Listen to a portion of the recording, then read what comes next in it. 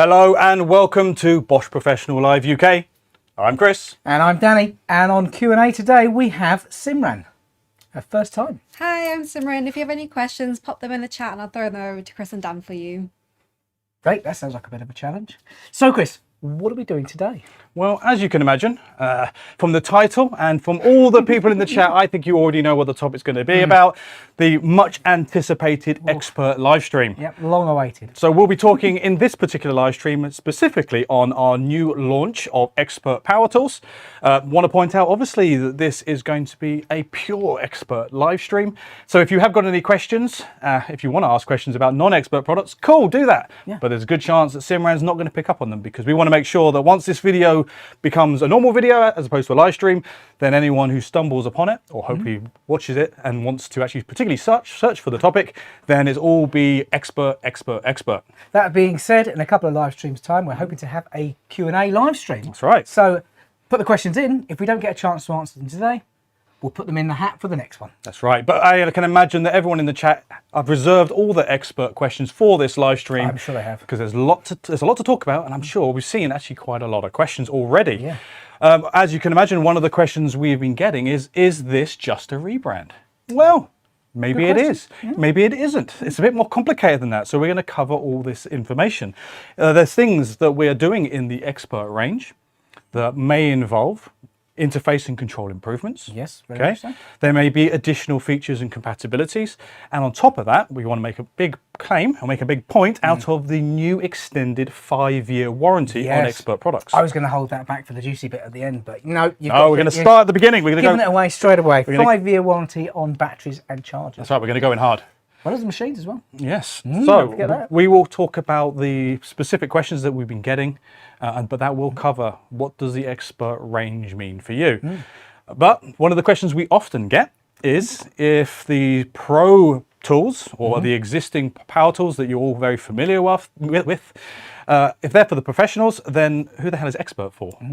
And essentially we're saying that because of all these enhanced specifications, the improved durability, the advanced technology that we've designed for demanding professionals. These expert tools, they represent basically our commitment for continuous improvement and trade-focused innovation. Essentially, these expert tools are the best tools of each individual category. Yes, yes. So if you're going to have a combi, then you're going to have your range of professional combis, which are great. They're still perfectly fine. But if you want the best performance, the most durable machine with the most innovation, performance, yes. then you'll be looking at the expert machine. And what we'll talk about in a minute is obviously the fact that these expert machines look different, but they also have a slightly different name as well. So we'll have to get into that. I think one of the things we want to say first off is why expert? And what's the, why have you chosen expert? Why have you made this decision to expand the different products that we've got in the portfolio? Well, it all basically comes from our AC range. So anyone familiar out there with our AC range, we have our entry-level Bosch line accessories. Yeah. I think you've got a multi-tool blade there, so you can see it like that. We've got our professional grade blades, or any accessory actually. We've got multiples in each. And finally, we've got, and this is where the name comes from, our expert blades. So our best peak blades, our best that we have available. Quite often using innovative technology, but more than likely, more exotic materials like carbide and diamond. That's right. So we basically set the standard by saying we did it with our accessory range, and we wanted the original decision to differentiate our accessories into these 3 different performance classes. Is it made it a lot easier for people to find whatever accessory they're looking for. If they're maybe a DIYer or they use an accessory infrequently, so the cost isn't really, they're not necessarily looking for the best accessory, then they could pick the Bosch line accessory. If you're a professional, then guess what? Pick the pro accessories. But if you need to do a specific task that involves, as you said, exotic material, particularly hard applications, or if you want to spend that little bit of extra money for performance in regards to, say, lifetime or longevity, then you could pick out the blue packaging, the expert products. Yeah, you're really going to notice the longevity of these blades far beyond anything none of the other 2 there. That's right. So we were really successful when we did the accessory launch on these 3 different product types, especially the expert range. And we realized there's a lot of people out there that they just want to buy the best. Quite well established now already. A lot of those blades really have sort of blown me away. I know when I first started training here, there was a few demonstrations that we actually filmed very early on. Probably best not look for them. I had slightly darker hair back then. I still don't think Chris had any there. But some of those blades were absolutely phenomenal at cutting really hard materials. So what we established there and what we saw in the market was people were willing, correctly of course, in my opinion, to spend that little bit extra money to get the top end expert accessories to get the best performance. Because as we can imagine, your tool is only as good as the accessory you put in it. So obviously we're thinking the inverse from power tools. We're sitting going, yeah, well, if you've got a really good accessory, then you need to have the best power tool as well. So that's why we have now got this split in the range. So if you are already familiar, you'll see that many of the new power tools that we have presented in the previous live stream back in January, we were referring to as Pro tools. They're actually branded as Pro now as well. So they've actually, instead of the professional moniker that was on there before, they're branded as Pro. It's basically exactly the same thing. It's just we've changed the labeling slightly. That's it. And then you'll see here with these expert products, we've changed the naming, changed the stickers in many cases, but actually more importantly, and we're going to get into that, we've brought out entirely new products to the portfolio. Exactly. We were already there at that peak. So that explains some of the design choices we've made. Some of the machines, but the vast majority of this expert range is all new products. Right, you've probably listened to Dan and I waffle on for too long, so let's spice it up a little bit, give you a little bit of a rest already before you get into the real techie stuff, and let's roll a little video explaining the expert range. Introducing Expert, the new top performance class.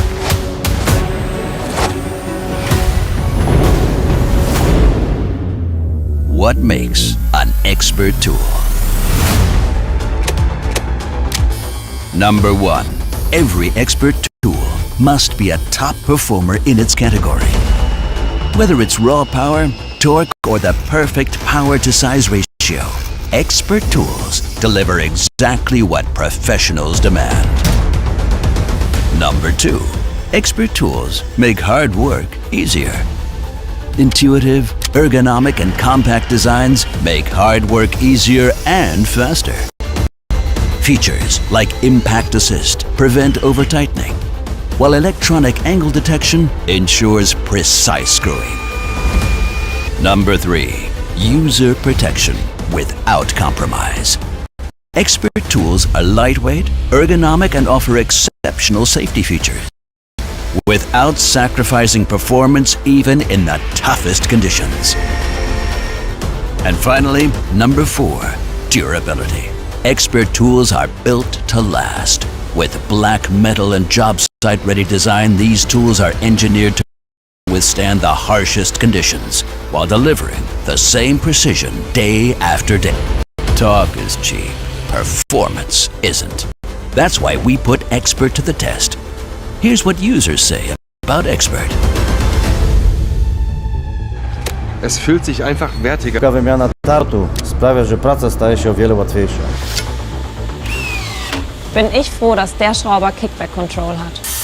Die Säge geht durch wie Butter. Vor allem das schwarze metallische Design finde ich echt geil. Ohne den Linienlaser geht nirgends mehr hin. The precision of this tool is amazing. Ey, für mich ist das Gerät einfach unverzichtbar.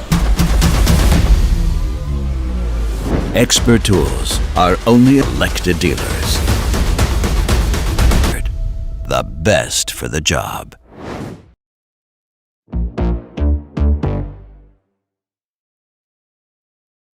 So let's address the elephant in the room. So obviously, Expert is at selected dealers. It is. So we are obviously aware there's plenty of people in the chat and that like to watch the live stream both live and also as a video after, pretty much around the world actually. We've got some. We'll do a shout out and see who we've got in the chat later. So if while we're waiting, feel free to tell Simran where in the world you might be viewing this live stream live from. But importantly to point out, this is obviously a UK-based live stream, and obviously our market is sometimes quite different to many other places out there in the world, and Expert is going to be sold elsewhere in the world. Yeah. So in the UK, we have an exclusivity deal with Screwfix. So Screwfix is currently the UK supplier of our Expert range products. Yes. When it comes to things like the batteries and chargers, however, that is open for the rest of our professional power tool dealer network. So you're able to buy them wherever, online, wherever our dealers are listing that. Exactly. So Screwfix are selling the power tools, the batteries and chargers all in one place. So the batteries in themselves are a good upgrade to the power tools that you already have. But you could always go for the expert tools via our via Screwfix. Yes.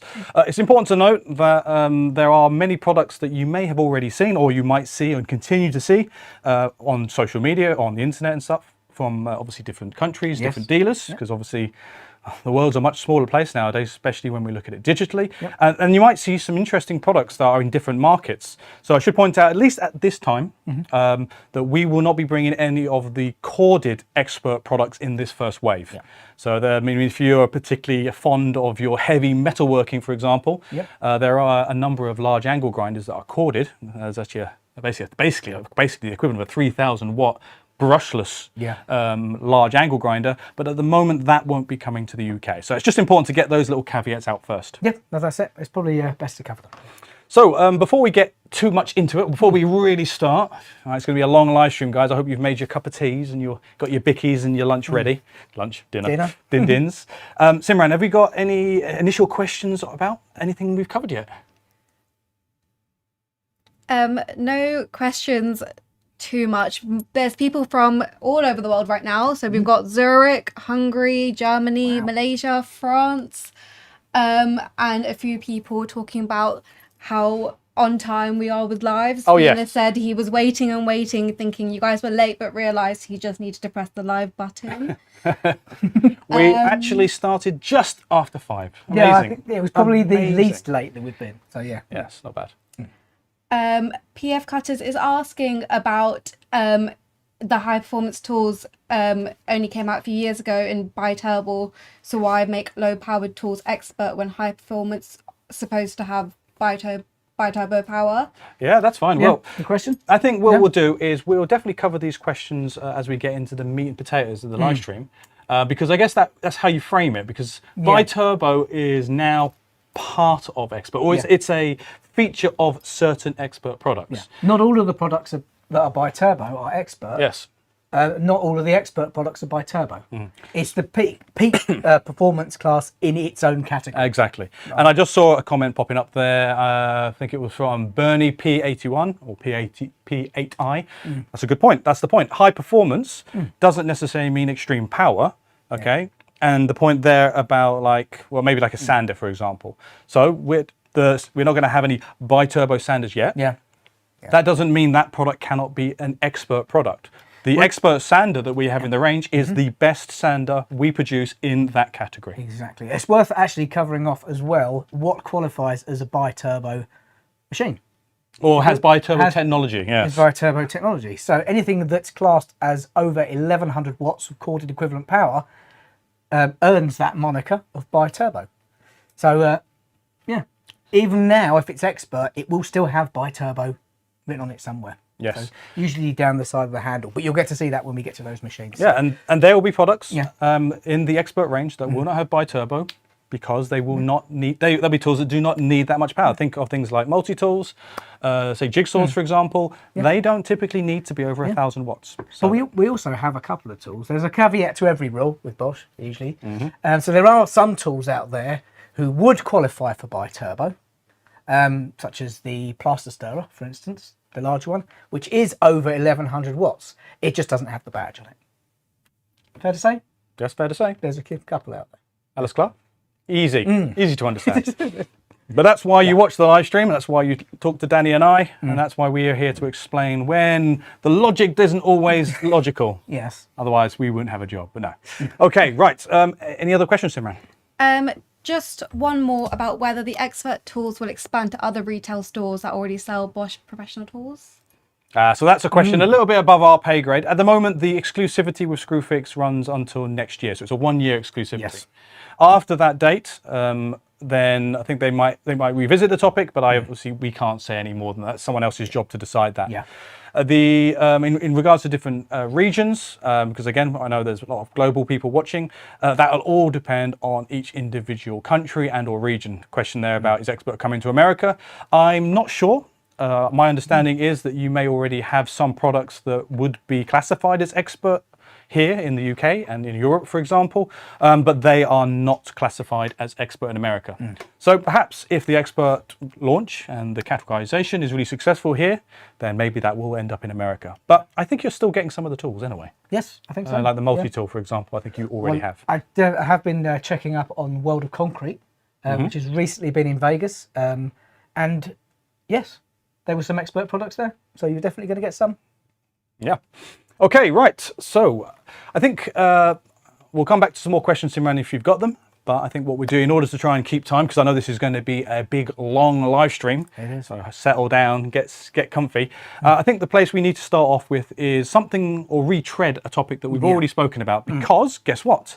If we're going to talk about the expert products, then we cannot ignore the expert batteries. Exactly. So I think, what do you think? We do a quick revisit, because there'll be plenty of people who are joining this live stream perhaps even for the first time, and they may not have seen the live stream that we did. I think it was the end of the year last year. It was, yes. They were released on the last third last year. So yeah, we covered it. Right, so I'm going to start off really basic. I'm going to say, right, we'll start off with a normal battery. So these hopefully are things that you are familiar with. Yes. We still have these in the range. They're still perfectly good batteries for running your standard machines. 2007, I think. Yeah, I think that's about right. So we had our, we call it the GBA. Okay, this is an 18 volt, and this particular one is a 4 amp hour battery. Now that runs on. Oh, we've got all the cells. I've got my cells. Right, just for context, right? This is running on your 18650 cylindrical cell. Yeah, 80 millimeters across, 65 millimeters high. Now, the point about this battery, we could go into all the other Bosch technologies, the Coolpack technology, the ECP, but I don't need to rehash that. I just want to say this was one of the standard batteries out there, which was ideal for running a wide variety of the smaller, or say small, of the Bosch power tools, but we always needed something more powerful to run bigger technology. Okay, we were already ahead of the game with this particular battery anyway, because of all of the mitigating technology we put into it, like the HDPE underneath, the high density polyethylene that draws the heat away from the cells, and also down the size of the battery as well. So again, we can do better than that, and that's exactly what we did. So when we wanted to run bigger machines, more powerful tools, we needed a power source that was able to run it. So then we came out with our Procore 18V batteries. Yes. Big difference is we upgraded to the bigger cells. Yeah, the 21700, so 21 millimeters across, 70 millimeters. Now the advantage here, but from going from the 18650 to the 21700, is we were able to supercharge our 18 volt batteries to get double the current. On the normal 2 amp double layer batteries, these batteries here, then we were probably maxing out about roughly 45 amps. Okay, on one of these batteries. Around about 800 watt corded equivalent. Yep, on the Procore, now we're up to 90 amps. Yeah. Right, and that gives us the advantage to run much bigger machines. And as you know already in the chat, we refer to those bigger machines as our bi-turbo range. Yeah, so 1900 watts corded equivalent. Yeah.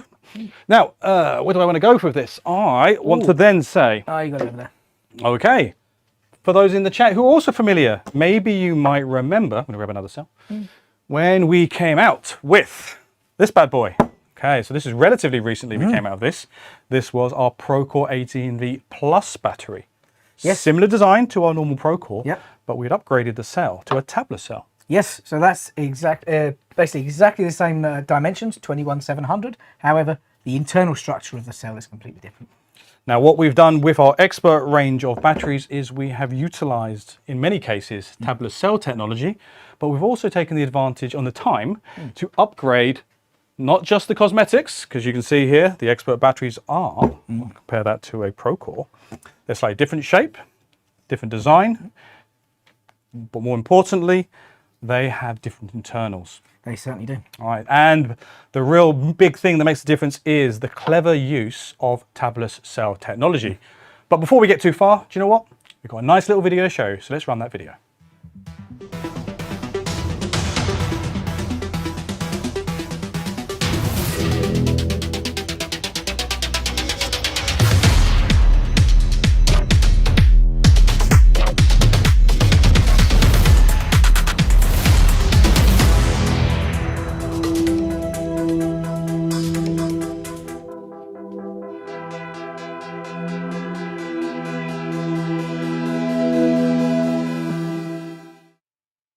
All right, so hopefully you enjoyed that little video.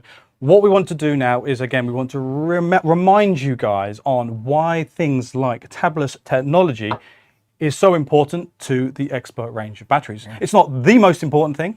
Well, I think it is, but I think when it comes to what we want to discuss, and the real advantages it offers you is going to be based around that tabless technology. So luckily what we've got, Ollie's got a little graphic that we're going to pop up here. Got a little graphic here. You might have seen this before because we use it a lot because I think it illustrates it really well. It explains the difference between your tabbed cells and your tabless designs, right, Dan? Exactly. So you'll find the original cells that we had on there, the 18650s and the 21700 non-tabless cells. Now these would have 1, 2 or 3 tabs at each end of what we call the jelly roll that sits in the middle of the actual cell, the actual anode and the cathode and the separator that's wrapped up. So you've got 2 or 3 contacts at either end. The more contacts, obviously, the less load there is, the less heat there is generated as well. With the tabless cells, however, they overlap the anode and the cathode and leave basically an entire end of the roll and fold it over as a tab. So instead of having to weld the multiple tabs to the inside of the canister, they can just close the canister and away they go. So it costs a lot less to manufacture them. And again, now with the demand on lithium ion cells, again, they can keep up with manufacture with them as well. Right. But the heat generated is a lot less. That's right. So the main advantage you're going to have as a user from the difference between the tab design and the tabless design in the cells is to do with the reduced heat buildup. Exactly. So if you're using a combi drill or a drill drive or something like that, then you're not going to see much benefit out of a tabless cell battery. But if you're using it on a machine that you use constantly, you're under heavy load, that's when you see the benefit. That's when you get the biggest benefit. Now, the analogy I like to use is, say, the tab design is, say, a multi-lane motorway, and you've got your single exit. All the cars represent the energy. And if you are really needing to get energy out of that battery on a high draw demand machine, then all those cars have to try and get off that motorway as quickly as possible. And because you've only got 1 or 2 exits, then you end up with congestion. The cars technically they get backed up, you get a traffic jam. And if you really want to take the analogy to its end point, then everyone gets out the car and starts smashing up the motorway. Exactly. And then it no longer works anymore. And that's all represented by heat and resistance. With the tabless design, imagine that every lane on that motorway has its own individual exit. So there's a lot less resistance, okay? And that means less heat buildup. And that means the battery doesn't get as hot and it doesn't do what we call derate. Exactly. And that means the electronics don't have to kick in and then start throttling down power. You can see that from the little graphic. This little graphic here showing that the tabless design means there's a nice clean flow of electrons out of that battery. There are a number of other things that we've got with our batteries. Thank you, Ollie. That we've got a couple of other features with the actual physical part of the batteries. Right. So before we get into the actual different types of batteries we've got, let's have a look at what we've done that's different. Exactly. I think there's quite a lot different in here. But first we'll have a look at the, say a tabless cell battery.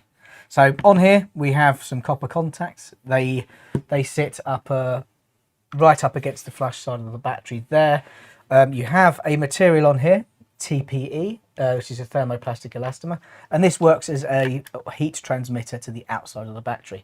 And when we're talking about our high power chargers, you'll see that there are fans that run down the side of the battery to actually cool it down as well. So these work as almost radiators to radiate the heat away from the cells. Just to point out, in case people aren't aware, so what we've got here is the Procore battery. Yes, the original one. The Procore Plus, yeah. So yeah, you've got the you throw me there. Copper contacts. Copper contacts, low internal resistance, and they manage heat very well. Right, so when we obviously designed the Procore, we knew we wanted to drive it hard. Yes. We were running the 21700 cells, we wanted 90 amps, but we wanted to change the contacts from what we used to have in the normal batteries that used to just be nickel. Yeah, so we use copper throughout, nickel-plated terminals, so yeah, everything's all sort of nicely sealed in there. That's right, yes. Now, what we wanted to do differently with the new batteries is we obviously wanted to change the internals. Yeah, it's worth mentioning as well, when you're transmitting, okay, we've done all this work inside the cell to mitigate the heat build up in the cell, but you've got to connect that cell to something. And that's the reason why we used copper. Yes, to mitigate the heat build up that we knew we were going to get together. Exactly. So again, the TPE material also insulates a lot of heat, a lot of air. It'll basically, no, the more air in the battery, the less likely it is for the heat to be transmitted out. It traps the air. So this is to eliminate the air gaps as well. So. Now you've got an example of one of our expert batteries. It's a triple layer, but it's the same concept internally. And you'll see that many people have seen the internals in previous videos and said, oh, you're not using copper anymore, which is not technically true. No, it is not. So I popped the side off of this 15 amp hour one here, and you'll see it looks a little bit different. We have on here, they are still copper contacts. You can tell from the little spot welds on the end of each cell there. So we've got 4 spot welds on the end of each cell. This is copper, however, it's tin plated. So, and this prevents almost the tarnishing the effect that you have on here, and it allows it to transmit heat and cope with heat an awful lot better as well. Yeah, so we've taken advantage to improve what we thought we couldn't be improved upon, which was copper contacts. Yeah. And you'll notice that the actual cells are recessed in there slightly with like almost a detent on each individual cell. Now, when you look at the TPE material, although on this it is black in colour, you can see these small little contact points here sit on the top of every single cell. So again, it's drawing the heat away from the end of that cell as well. So again, we've improved on an already very good design. If I pull the other side off the battery as well, and the top, you can see here that the module is fully encapsulated in there as well. So although before it was very good where we put the silicon masking on all the contacts, now we have actually blocked these out with a full plastic casing over the top. I call it like an armoured PCB because it essentially is armoured. It's completely covered as opposed to, as you see on the previous generation, which was... There are still exposed elements. But we covered the most important against moisture damage, but pretty much there's very little exposed on the expert PCBs. It's also worth mentioning as well, on the bottom here, we had armour plating on all of the Procore batteries. We've carried that on over here as well, obviously because the batteries are, well, all of them, the 4 amp hour all the way up to this one have the armour plating. It's not just because it's a heavy battery, but it's to prevent any damage to the cells internally. Right. So if you do manage to see any of this through the side of the battery, maybe the casing separated, or you've got a little bit of a crack there, it's not the cell, it's the armour plating. Yep, so no worries about that. In there. Right, there are other things. Probably the most glaring thing when it comes to the actual physical differences between the experts and the Procore batteries are some of the fundamentals. Yes. Like the battery catch itself. So on the expert batteries, we have now changed our design on the battery catchment and release system. So we have now a push down button here to release the battery. On the previous ones, obviously, or obviously still existing, this was the push button. Yeah. Now, there's a bit of feedback, and there was a lot of research that went into the decision on why we should change the catch. And most of the feedback came back that it was because it was 2 opposing actions that you were pushing in while pulling out at the same time that some people didn't like, for example. So we've remedied that, and we've listened to everyone and said, okay, now we have the push down. It takes a lot less effort to push down, and then you can pull the battery out with your thumb or your fingers, depending on whichever way the battery's oriented in the machine. I find it a little bit more easy to use. So. Yeah. One thing that we might not be able to demonstrate, yep, okay. Doesn't seem like much, but obviously the Procore batteries did not have anything on the bottom to stop the battery from sliding. With the expert batteries, we have rubber feet. We have rubber corners, rubber feet. Yep. So they're not going to slide off anything if you're, I don't know, working on an angled roof or something like that. Well, even if you're working with a small light on there or a light attached to it, it's going to stay where you put it. It's not going to rock about, move about. No. The other thing is, and I think we should spend a little time on this, is the battery state or the battery check function. Now we talked about this before. That obviously on the old, I shouldn't say old, but on the previous technology, okay, you had your battery indicator on the back. It might be hard to show up on the cameras, but obviously that would give you an indication on charge. On the new expert batteries, I might use the close-up camera for this if I need to. We have obviously a battery indicator. However, if you hold the button down, and I'll do that on the super duper close-up. Okay, you can hold that down. Okay, and when you hold it down, it will do a quick little, we call it a night rider, which will cycle left and right, and then either you'll get 1 or you'll get 5 lights. I got 5 lights on that, which means that you've done a quick internal battery check. And it's come back and said that no problems, all the cells in there are correctly balanced and there's no potential issue. If it was to come back with a single LED, then that would indicate that there is a potential that there is maybe 1 weak cell in that battery pack that may mean over time the battery might get weaker, Or it might fail eventually, perhaps. It's not a guarantee, but there's a potential that that battery might start to get weak, and it might be worth considering replacing it when you need to. Yeah. Important to point out, no panic. No. The battery won't, nothing terrible will happen, it's just the battery may need to be replaced. It might last fine, it might carry on working for many years, and you're not to be concerned. But it does allow you as a little bit of additional knowledge. Yeah, exactly. And a little bit of reassurance that you can check your own batteries. Yeah.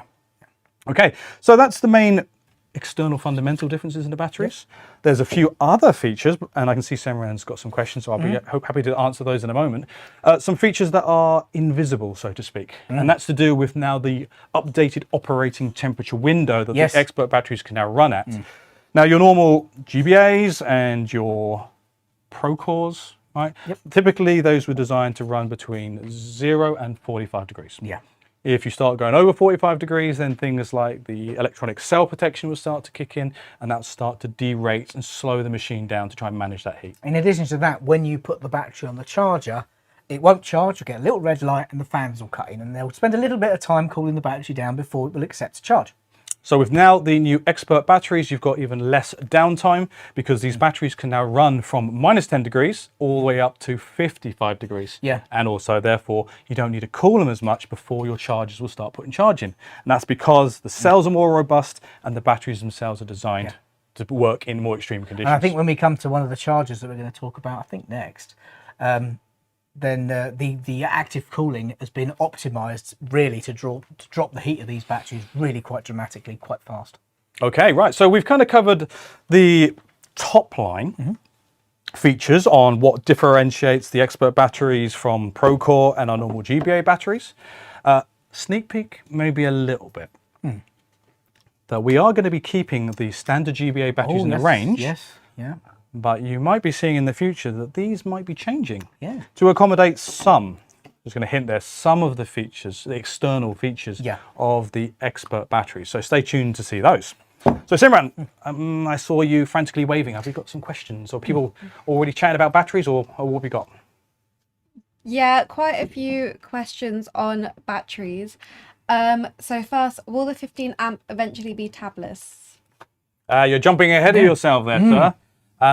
We will cover that in a moment when we go through the batteries. At the moment, they have no plans on updating that to tabless, and we'll explain why. We'll explain why, yeah.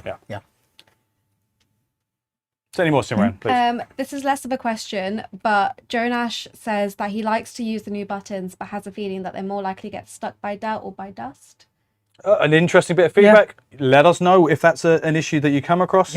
It's not something that we've encountered yet. No, I mean, I'd like to say we use them in a pretty dusty condition. I mean, I do like making stuff out of MDF in the workshop. And then if there's a dust that's going to get in there, probably going to be MDF dust. But having said that, not just saying that the work environments that you're working in may cause issues. It's quite new. We'd like to hear from it. I work absolutely spotless, so I've had no problems. However, Dan doesn't, and he attracts dust like nobody's business. I'm convinced I'm static. He is definitely static. That's why I'm spotless, because all the dust goes to him. Yes. So yes, and we've neither of us have encountered any issues. No. I think the only thing that people have said that because it's a new mechanism, some people are finding it. They're trying to use different old techniques, and sometimes they pinch the edges. And even I can see there, if I pinch the edge, I can't actually get the button to push down very easily. Obviously, you need to be pushing from the back of the button. But you can also get two fingers on there as well to get it a bit more of a grip. So Now, maybe we had some of the early batches that some people experienced were a bit sticky. That's all being resolved now. That was last year when we had probably maybe the first wave, and that was remedied really quickly. You should not be getting any issues with the battery catch anymore, but if you do, feel free, pop us feedback and we will pass it up the line. Simran, any more questions? We can do just one more for now. So Duke's Eyeball says he bought the two 5.5 AH batteries just a couple months ago. Will they be able to retrogressively register for the 5-year guarantee? Yes. Anything that was registered and any of the expert batteries that were registered are now 5-year warranty. So if you go back and maybe revisit your registration certificate, you should have the 5 years on there now. So you have everything back from date of release, all 5 years. That's a good answer. It's a good answer, yeah. Okay, right. So let's have a look at, in a little bit more detail in the actual batteries themselves, because we can spend a lot of time talking about it, but we've got to get through it relatively quickly, to be honest. Let's start with the first one, because this is the most important one. Okay, if we can get through this relatively quickly, then we can get through the rest really quickly. First battery we want to talk about very quickly is going to be the XBA18V-40. Now this is your 4 amp hour expert battery. Yeah, this is the game changer as far as I'm concerned when it comes to these batteries. This is the one that it is also running our tablet cell technology. Yes. That means you can get 2,000 watts of cordless power from a single layer. That's by turbo level of power, and now we can do it on a single layer 5-cell battery. That's right. Now we described the fact that these batteries can now output a similar performance when it comes to maximum power. Yeah. Okay, it won't have the same runtime because obviously 8 is obviously still going to have more runtime. Of course, yeah. But the fact is these are both technically 2,000 watt batteries. Yeah, I mean, if you're using, for instance, the concrete nailer, I like to use as a good example on this. Bit of a weighty machine sometimes. However, most people using it don't seem to have too much of a problem with that. But you just cut ½ kilo off of the actual weight of the entire working machine, just in fitting a lower battery.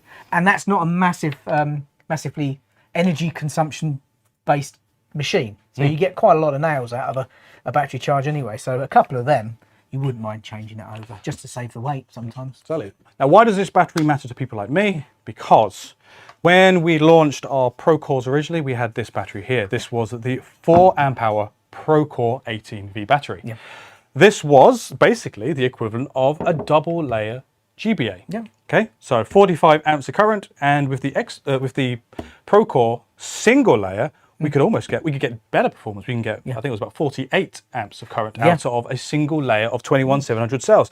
This was great, especially if you wanted to replace these batteries and then just run these for your normal machines. Yep. The issue became when people wanted to run this battery on their bigger bi-turbo brushless machines. Yep. It did not have the ampage to run. We really wanted to say the entire Pro Core range can be used on the bi-turbo machines. But unfortunately, with that in the range, we were unable to say that because although it would run it, it's going to limit the performance. Yeah, so this was not able to deliver that 90 amps that you needed on your bi-turbo machine. So we had to say you needed a 5.5, an 8, or a 12 amp hour Pro Core to run those.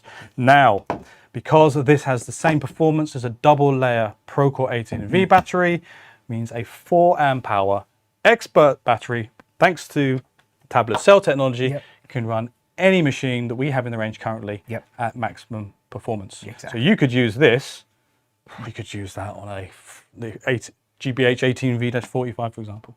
Yeah, you can run it on the 12-inch miter saw as well, and I have, and the performance is as you would expect from a dual layer Pro Core. Consider, obviously, that you still are limited to 4 amp hours of runtime. Yeah.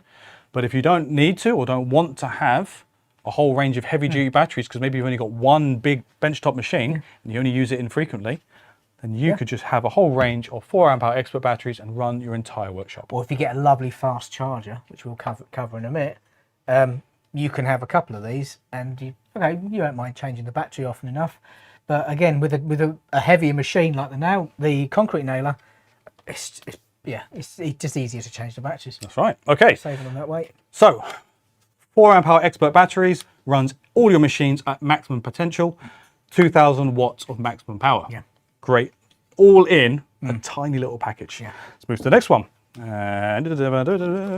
Okay. Next one is probably what I'll say is going to be your bread and butter battery. Yes. Okay. So now we're looking at the XBA18V-80. Yeah. Okay. Still getting used to the names, aren't you?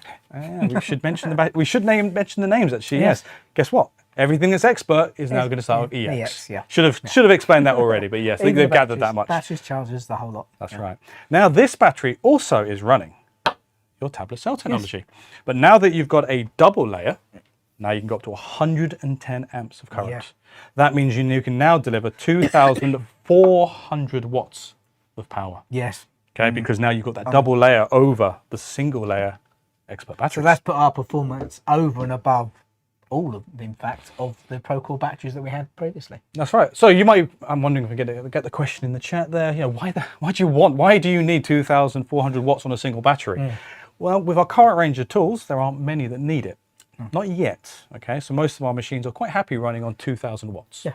However, maybe in the future we might have some bigger, even more powerful machines that really benefit from it. However, if you were to use this battery on any of the existing products, think of it this way. You're going to have very few machines that are going to be able to tax that battery. So this battery is going to stay cooler in normal use, which means you're less likely to derate, and you're going to get a lot more runtime out of a expert 8 amp hour battery, even on the heaviest applications now. Maybe if you stick a couple of them in, they'll mitigate the heat even better. That's right. So 8 amp hours when you need power and you also need runtime. However, what do we do if you want even more runtime? Exactly. Oh, I've got the real one. I've got the real one. part one here. Right, okay. Then you need this big bad boy. You've got the EXBA18V-150. Guess what? 15 amps. 15 amps. That's. Yeah. Do you always want more? Oh, yeah. Yeah. Dual battery systems, you can have 2 of those. Yeah. So what we've got here is obviously, I think personally, I'll see if I'll get any pushback. I think what we've got here is probably in the market the most compact battery to produce 15 amp hours, if there are many others out there that even do 15 amp hours. I don't know if many do, but they're not going to be this size. But usually you've got a higher voltage with that as well. So yeah, 18 volt, 15 amp hour. I would put it to you that you won't find a battery smaller and lighter than this one. I can definitely say there's certain brands out there that do have some 12 amp hour batteries that are comically large. Yes. But now we've got 15 amp hour, triple layer 21700 cells. And I've seen it already in the question. I think Simran already mentioned it. Yes. This is not a tabless one. So this is not running our tablet cell technology. No. We covered that in the live stream where we presented it. Yep. Basically, top line is, because you've got 3 layers of cells. 5 amp hour cells. Yeah, you do not need to, the 3 layers helps mitigate the heat build-up because you've got more cells to absorb it. Yeah, exactly. It's split over 3 levels rather than 2 levels or 1 level, so they don't get hot. So, and there is another reason. And the more important reason is, at the time of production, the manufacturers for cells didn't make 5 amp hour tablet cells, or they didn't make them in quantities that made it financially viable. Exactly. So whether or not we may upgrade might be the case if and when 5 amp hour tablet cells become more available. I would imagine if that does happen, it will probably be a rolling upgrade. Yeah, but this already produces 110 amps. This is already another battery that produces, despite the fact it's not tablets, it's still producing 2,400 watts of power. Yeah. A tabless one would increase that even more. I think this is going to be entirely led by the geniuses or boffins over in Germany and what they want to produce power tool wise is going to lead to the battery tech improvements. Yeah, but I'm pretty confident. Well, let's see. Let's see whether or not the internals can handle even more wattage. We don't know yet. Maybe they've already future-proofed it. We'll find out. Yes. So if you've got a benchtop machine, or you've got some particularly even heavier duty applications where an 8 amp hour just simply doesn't have enough runtime, then we've obviously got the option of running a triple layer 15 amp hour expert battery for those benchtops, coring machines, and maybe large angle grinders when you really need performance and runtime. Well, we've got a couple of machines that are coming up in the next new tools live stream, I believe, which are going to benefit from 2 of those as well. So it's worth mentioning. Now, last little honourable mention, not to ignore it, we also do have a 5.5 expert battery. Now, this is important if you have requirements where you have to transport batteries, maybe overseas. And if you need a battery that has a capacity of less than 100 watt hours. Yeah, so this is 99 watt hours. We've got as close as we can for you. That's right. So what we've got here is a battery that produces 2,000 watts of quarterly performant power. But you've got a little bit more amp hours over the 4 amp hour battery. And you have still got all the benefits of all the shaped TPE inside the sides of the battery, the tin plated copper contacts, and the armoured PCB.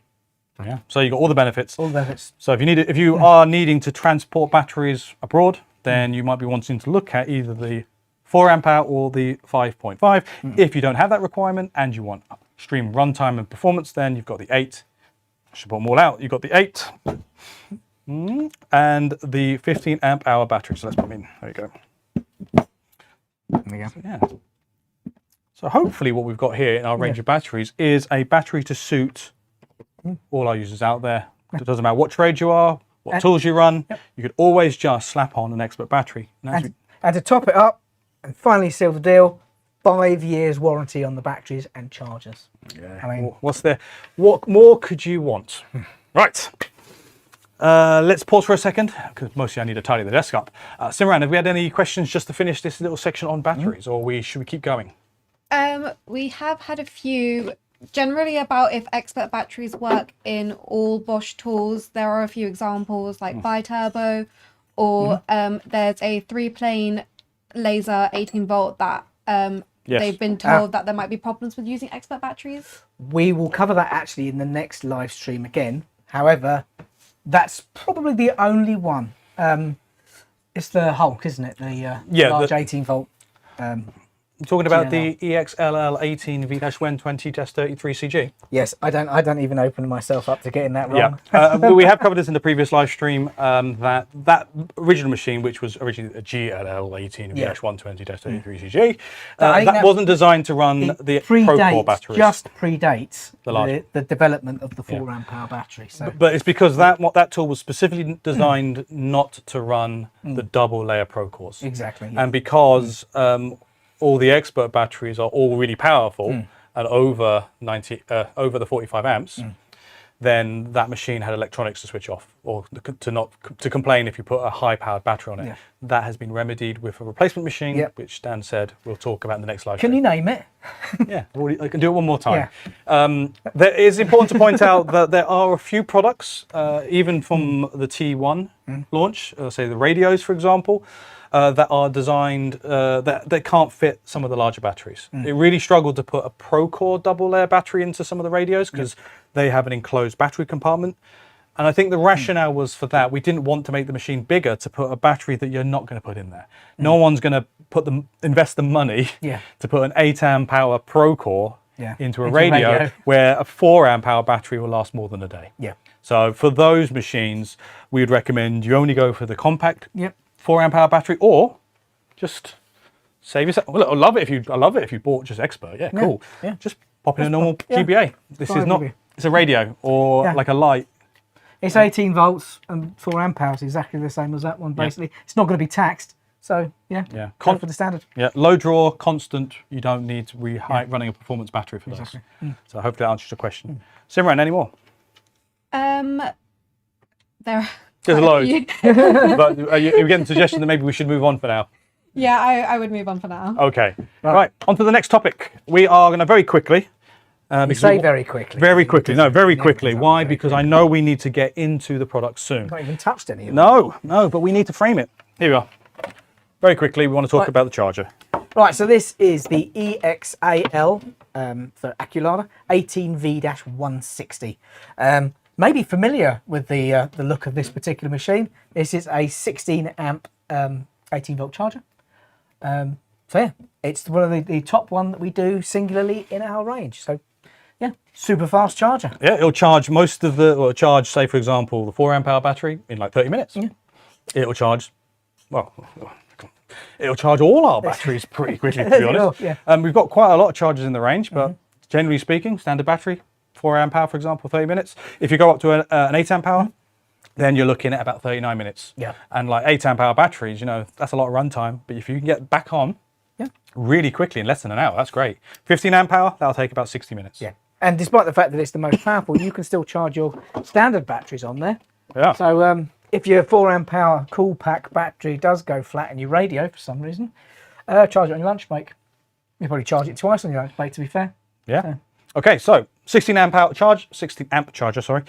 So when you need to do single charging. Yes. What happens if you've got loads of batteries? Guess what? You know already. Yes, we've already talked about this, but again, really important to point out that we have got our dual bay charger. Okay, this is our, can we say, yeah, we can still say it's probably our world's first dual 18 volt charger. Yeah. So this is the EXAL18. I say world's first, I'd say most powerful dual bay parallel charger. Yeah, I'll take that. Yeah. Okay, so EXAL18V-230. Why is it 320? Well, it's got two 16 amp bays, which allows you to charge two batteries simultaneously. And same charge. Basically got two of these strapped together. But In addition, because we are able to push so much power in, we've added extra air cooling things. You can probably see in the back. We've also got two fans here. Got them on here as well. So these blow down the side of the battery. So there you go, squeeze in there. You can see that you've got the fans here as well. So we've optimized the cooling on this one, obviously, because it's one unit, needs power as much air through there as possible. Yep, the control interface on here. Obviously, you've got two sides to the bays, and that means each bay is independently controlled by this control panel. Yep. So you can change the different charging speeds. So you can have your energy, your long lifetime, your eco mode, and beast mode on the other side as well. Eco, normal, and boost mode. Boost mode, not beast mode. Not beast mode. Okay, comes in a nifty little L box. I'll grab that because I can put the charger away. Okay, so at the moment you only get it in an L box, and the L box is designed to fit the charger in, and it has 4 bays at the back there, so you can store your Expert or whatever batteries in there. Yeah. Okay, slightly larger Expert box than the 136 that you normally stand. So, all right, so all of the Sortimo system. Obviously, you can see the design here is that the cable can kind of come out here with a nice little grommet to prevent any ingress. When you are using it, pop a battery in it. Originally you have a little catch here that stops you from closing the lid. I've twisted this one around so you can close the lid. You can see here that the actual batteries won't allow you to shut the L box when you're charging, and that will help prevent any excessive heat buildup. That's the airflow, yeah. Okay, right. So, already talked about it before. So that's just to point out. So if you've got Expert batteries, Expert chargers, that's the power supply sorted. So now... Theoretically, with 3 batteries, if you're using single battery tools, 3 batteries, that's your power supply covered. So you've got 1 in reserve, you've got 1 on charge, and you've got 1 on your machine. Yeah. Just to finish off with battery technology and charger technology, don't forget that we are part of, or the inventors of, the originators, the instigators of the AmpShare Alliance partnership. So that means all the batteries we've talked about, all the chargers we've also discussed are all fully compatible with all our batteries. As with our Procore batteries, as with our Expert batteries, as with our Coolpack batteries. All of them are AmpShare. So if you are already on the Bosch platform and there's a number of products that we don't have that our AmpShare partners do, such as say Rothenberger, then they will have a range of compatible tools that will run on all the Bosch batteries. And that will include the Expert batteries as well. So food for thought. Now we're going to move into the products now. So tools. Let's get into it. Lovely. Let's get into it. First one up. First one up. Might look familiar, and I think we can get some questions about this one. Yes, we will. But the first one I want to show is we're going to go in heavy. We're going to talk about the most powerful 18-volt combi that we currently manufacture. Yes. We've got here the EXSB18V-150. Everyone in the chat saying, this looks familiar. This looks familiar, yeah. What do you reckon, Dan? Well, there's a striking change other than the colour. Yes. Well, let's cover the difficult topics here. Yes. Okay. So people have been saying, oh, these are just the same products. They've just been coloured in, and now you have to pay a little bit. Now you have to pay more for them. Yeah. No, not necessarily. There's a range of products that have, yes, had cosmetic differences. Why? Because we've already talked about that. Yeah, we already produce the highest powerful machine in our range. So that one is obviously going to be the most powerful tool in that category. Exactly. So that one deserves to be upgraded, to have the moniker, the crown, the black Gucci bits, right? And the new sticker to make this an Expert product. Yeah. So technically the GSB18V-150C has now transformed itself into the Expert EXSB18V-150. Don't forget the 5-year warranty on everything. Yes. So what are you paying for? Yeah. Well, warranty is one of them. Black paint, the other. No, jokes. One of the things we took here, or the advantage we took with this machine is, you might say, but you've taken something away. Yes, we've taken connectivity away from this machine. However, we've added a control interface that makes this tool so much easier to use. So hopefully you can get that on the close-up. Maybe you might have to wait till that LED dies off, but you can see we've got now a completely different control panel. And the advantage here is you're able to still toggle kickback control on and off. But now we've got a plus and minus button and a little interface in the front there that gives you angles in degrees. So when you're using electronic angle detect, you can now set the angle you want to calibrate it for without having to use your phone. Exactly. So no need to get a phone out on the job site, which isn't an ideal solution. Obviously, dust and dirt, and sometimes you're not even allowed to. So it's all baked into the machine now. We never would have got to this level of tech without doing the connectivity side of things. So look here, to put it back on, put electronic angle detect on. Okay, that's set at 60 degrees. I've set that. It's calibrated. All right, and if I tilt it forward, see whether or not we can catch that on the close-up cam. Otherwise, I'll use another one. At the top, we've got a little LED, and it goes from yellow to green. I'll do the close-up super duper camera. See if you can see on that one. See if I can. So at the back here, if I tilt it back, oh, it's going to be very difficult for you to see. Yellow, and then green. So it's very hard to see on the camera, but obviously in normal daylight, it's very easy to see. Yeah. So not needing to get a phone out and not having to be limited to the 2 presets, allowing you to change from 0 to 90 degrees by just using buttons makes this just that little bit easier to use. Yeah. But what you're really paying for this product is just raw power. Okay, so 150 Newton meters of hard torque. That's a lot. It is. It certainly is. What does it give you? Well, it gives you some serious power, and obviously gives you the ability to drive accessories up to a really large diameter. Yes. In many cases, we're talking about, well, 16 millimeters for metal, screws up to 13 millimeters in diameter. But when it comes to drilling in wood, with a hole saw, 150 millimeters. Yep. So that's the largest hole saw we actually do. That's bigger than 150, yeah, because we know it can do it, but 150 millimeters max. Yep. So tremendous amount of power, and that's because of that bi-turbo technology. Yes. So when running a expert battery, that can deliver maximum torque, being able to do absolutely massive applications. Exactly. You'll see down the side of the handle actually there, it's got bi-turbo written down there as well. But like the previous model, it still has kickback controls. Or kickback control, which means that, trust me, if you are using this tool... I'm not turning it off on the demo that we're about to do, so yeah, that's staying well and truly on. Yeah, so I mean, it's got a lot of torque. I mean, you can see, obviously, it has the large side handle to help you control that amount of torque. Mate, that's a lot of power, and the last thing you want to do is lose control of this machine, because that's going to put you out of work either a long time or permanently. So that kickback control really helps reduce the chances of causing any kind of injury by automatically switching off if the machine was to rotate out of control. All right, so I can see Simran's got some questions already. Is it about this tool, or is it, what are we looking at?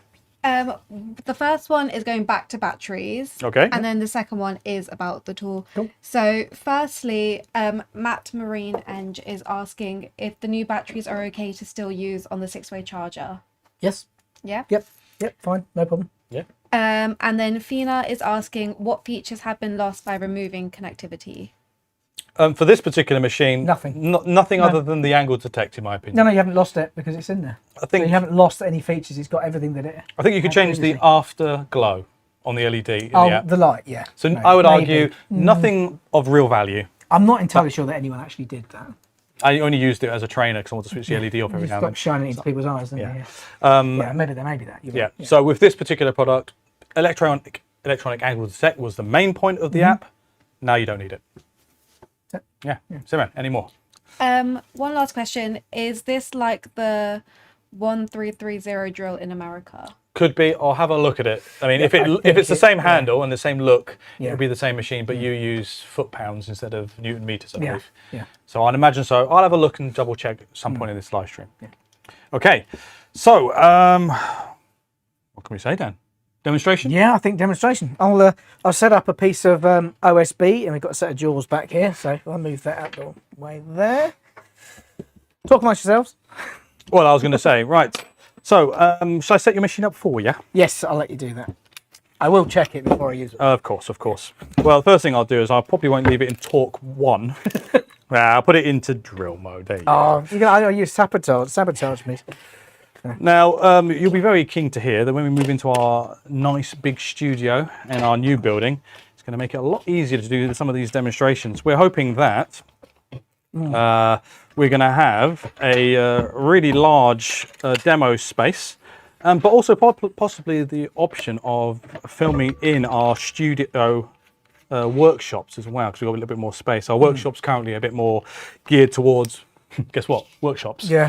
Not the most conducive to filming. Which one, an 8? An 8 will be fine. Don't want angle detect. I will make sure kickback's on. Yeah. You got that. So this is obviously the most extreme demonstration we do, because I know that that's what you guys out there want us to do. Yep. These yours down there all dusty. No, my ones are... oh, fancy. Bespoke. Lovely. So we've got single sheet OSB. I'll stand behind it because there's so much power. Yeah, you might want to cover your drink over there as well. It can be a little bit aggressive, this one. There we go, sorted. So Ollie, maybe we're going to just make a little bit of noise. And when you're ready, Dan. Okay. Ready? Yeah, please.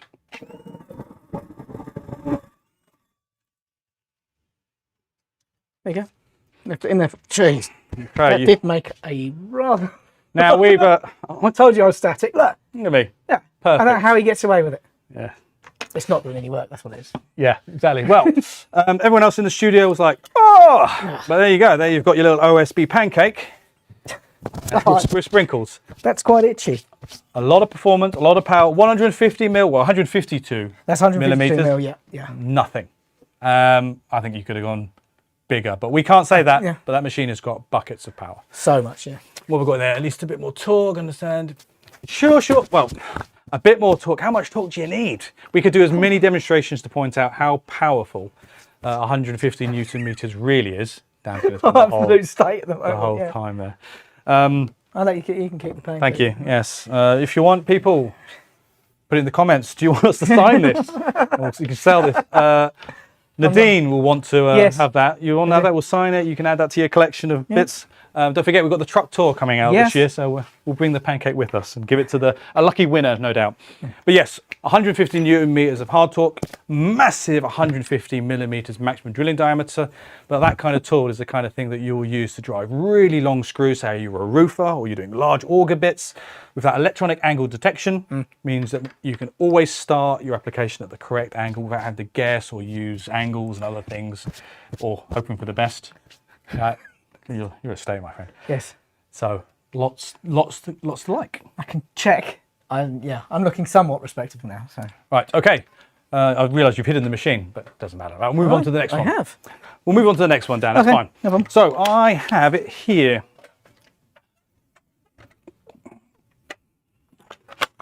Important to point out, actually, while we're here, that in the UK, for the time being, we are not going to be bringing out the EXSR version, so the drill driver. The UK is predominantly a combi market, so that's all your EXSBs. So we have the EXSB18V-150 that Danny just demoed, and we've got the EXSB18V-90 here in the UK. We do. Now, you may actually wonder why there's a smaller combi or drill driver. Why have we got two experts? Still relevant to expert. Well, the reason why we've got the expert one in this is it's a slightly different category. It is. This is your combis or drill drivers without an auxiliary side handle. Exactly. And I would argue that in many people out there in the market, this is your bread and butter machine.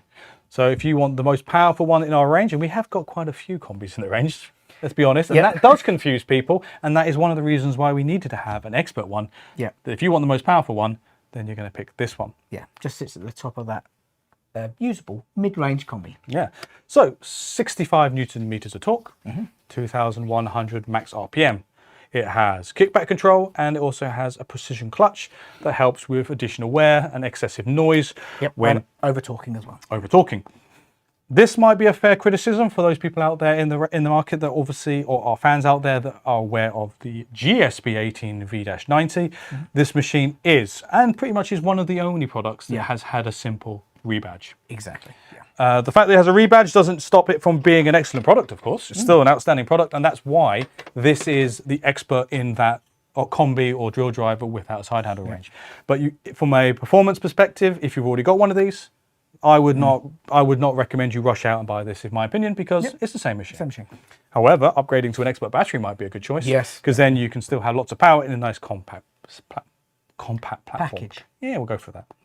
Anything else we need to say about this, Dan? I don't think we do. If you're familiar with this machine, then you know what you're talking about. The fact that it's got kickback control, and again, I think that the kickback control on this product is it's absolutely spot on. So that's why, and one of the reasons why that would be your expert product. I have another one, which might be familiar. So I'm going to quickly grab that one too. Oh, yes. So this is, it's kind of a sidestep, really. Yeah, well, we had a GSR. Yes. This will be the only SR model, EXSR model that we're going to bring into the market. Yep. And this is going to be the Flexi-Click variant. So this is going to be the EXSR18V-90, but this is the FC. Yeah.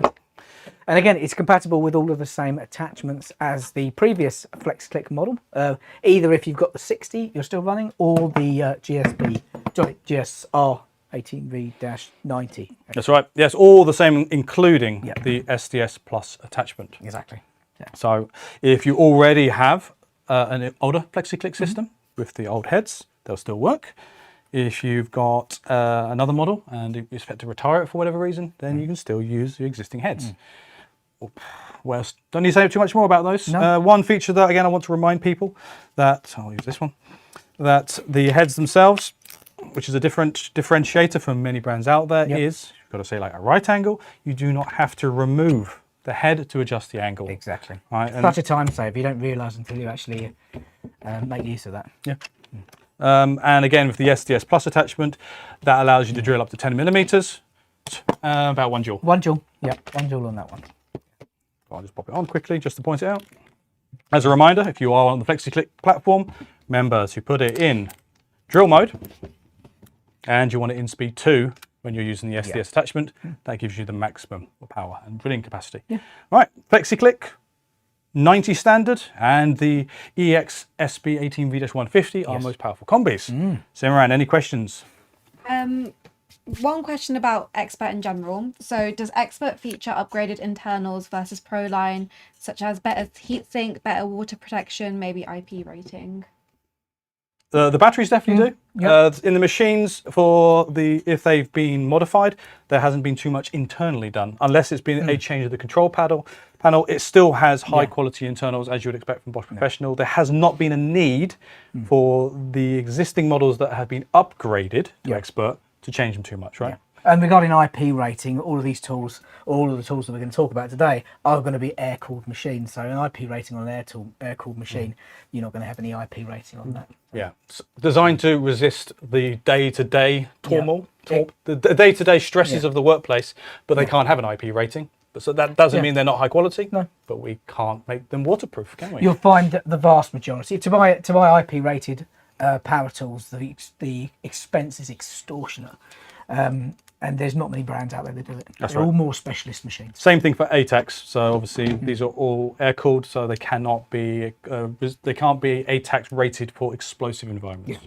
Or used in a nuclear reactor, which I have received a question about that before. They can't. Yeah. Well, they can be used once, but you've got to dispose of them responsibly afterwards.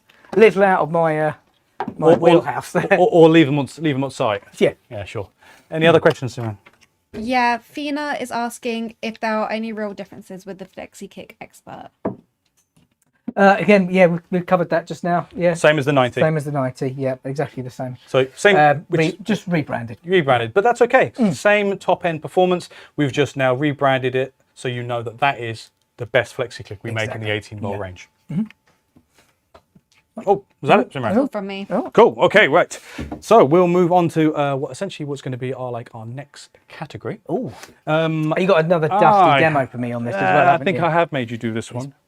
Now, this is the reason why he stays so clean. You got it though. You got the machine. I do. Yes, I do. Okay, right. So this is a product that we've had a lot of people saying, why does Bosch not make a machine that allows you to use Starlock Max blades? Yes. Now we have had a Starlock Max machine, but it's been a corded machine, 240-volt machine. Exactly. And we obviously have done really well in the SDS the Starlock and the Starlock Plus range. Now we finally got what you've been asking for, which is a Starlock Max multi-tool. So this is the EXOP18V-140. 140? 40, sorry. So 4 degrees of oscillation on this one. Too many numbers in there. Too many numbers, yes. Now I'm going to grab a slightly smaller battery, because I think... Yes, it's a little bit overkill, that one, but it does stop it from falling over when it's on the shelf. Hey man.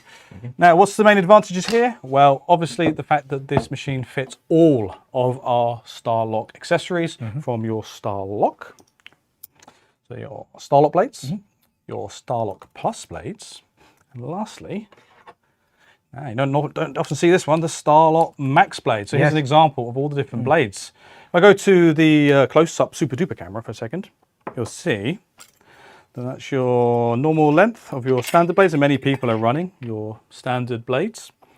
Some people run the Starlock Plus blade, so you can see that obviously you've got a little bit more length, and sometimes it might be more plunge depth, or it might be a wider accessory so you can remove more material. If I show the difference between Starlock and Starlock Max, you can see there's a tremendous amount of depth that you're getting out of the the standard blade up to the max blade. You'll also see that we have always had the fitment mechanism. So you can see that's the design and the shape of the Starlock attachment, Starlock Plus, and then you've got Starlock Max. So that was what made sure that you couldn't put the wrong blade on the wrong machine. Yeah, you couldn't put a too long a blade on a machine that couldn't cope with it. So for many products on our range, we were not able to put, or many of the all the 18 volt and 12 volt machines, you could not put Starlock Max blade on. Yeah. However, you can see with this new machine, we're now able to put that on without a problem. And it's exactly the same as the other machines. Push it on, unclip it. So there you go. You haven't got to touch a hot blade again. No. I think tell me chat, I think we are correct in saying that we are still, as the inventors, well, co-inventors, we're fine, but even amongst fine, we are still the only manufacturer that has quick, easy, accessory, quick change, tool-free. Yes.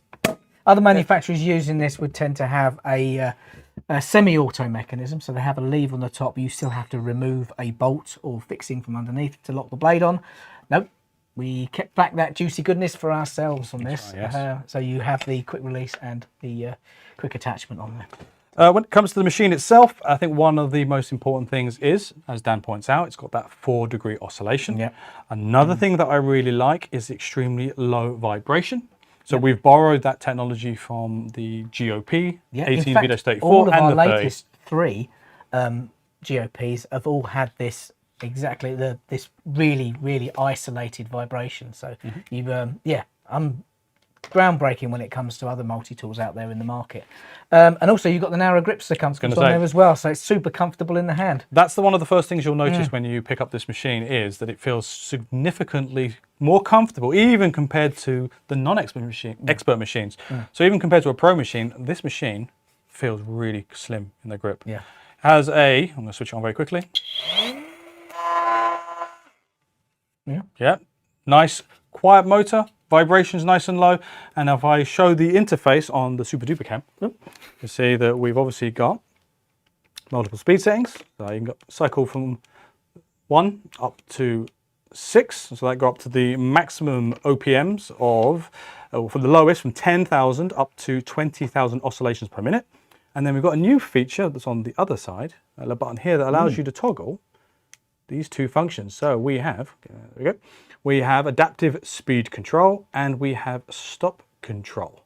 So those 2 features, adaptive speed control is not new to us, and neither is stop control technically, but it is the first time we put it on a multi-tool. Yes, makes a lot of sense. Say for instance, you're plunging in through drywall for fitting a socket, for instance. You've used your detector.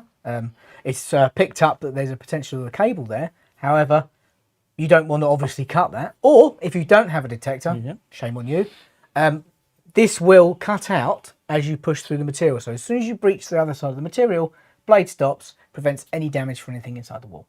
Still not saying don't use a detector, because we do some very good detectors, but just for that reason, it's worth it. Or say for instance, you're taking the grouting out from between a tiled wall and you don't want to damage your multi-tool bit on the brickwork from behind. So this will stop when it changes from one to the other. Yeah, adaptive speed control means that when before you start your cut, the machine will basically kind of like slow idle. So actually the oscillations per minute is much lower, and that helps you be a bit more accurate when you're starting your cut. And only once there's enough pressure on the blade, as in you're starting to go into the material, then the machine will ramp up to its full OPM, its full speed, or whatever you set it for, and then you cut as normal. So both of those features give you more control. One at the beginning and one at the end of your cut. Yeah. Right. So Danny, I think this is another one that you think you've have you volunteered for this one? We'll see. It's a dusty one, so it's a dusty one. I've probably been volunteered for it. All right. So I'll take off adaptive speed control. We'll just look at. We're just at the stop control. Stop control. There you go.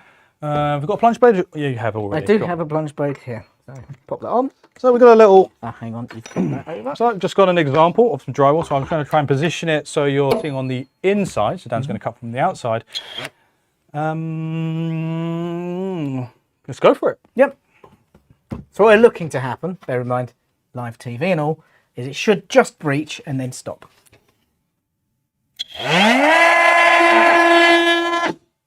Yeah.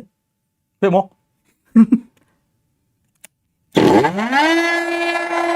I didn't register at that time because it had stopped a little bit soon, but soon is better than later when it comes to this. It was just the paper.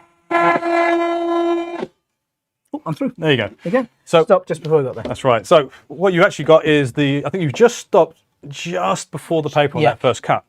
So the point as soon there, as the resistant drops, the motor shuts out completely, meaning you don't go into anything behind. now that will obviously work on a wide range of different materials. Plasterboard is one of the easier ones to demonstrate. Yes. And in the UK, that's probably one of the more common types of applications that you use a multi-tool for when you want to be careful of what's behind it. It could be electrical cables, it could be gas, it could be water pipes as well. So that's a really good feature to have as a little additional level of, well, I can't say safety, but you understand what I'm saying, a little bit more convenience. Last thing you want to do is make more work for yourself when you just want to put a little socket in.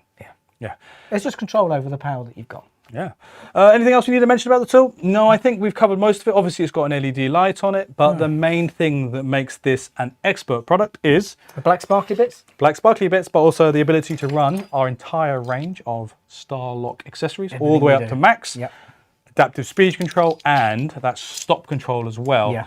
Makes it a really great tool, and that's the reason why this is going to be the expert level multi-tool. This with a sanding pad on it, unstoppable. Absolutely great on that. Simran, you got some questions? Yeah, just a few I keep seeing in the chat. So first of all, is there going to be a newer version of the GSB 12V 35?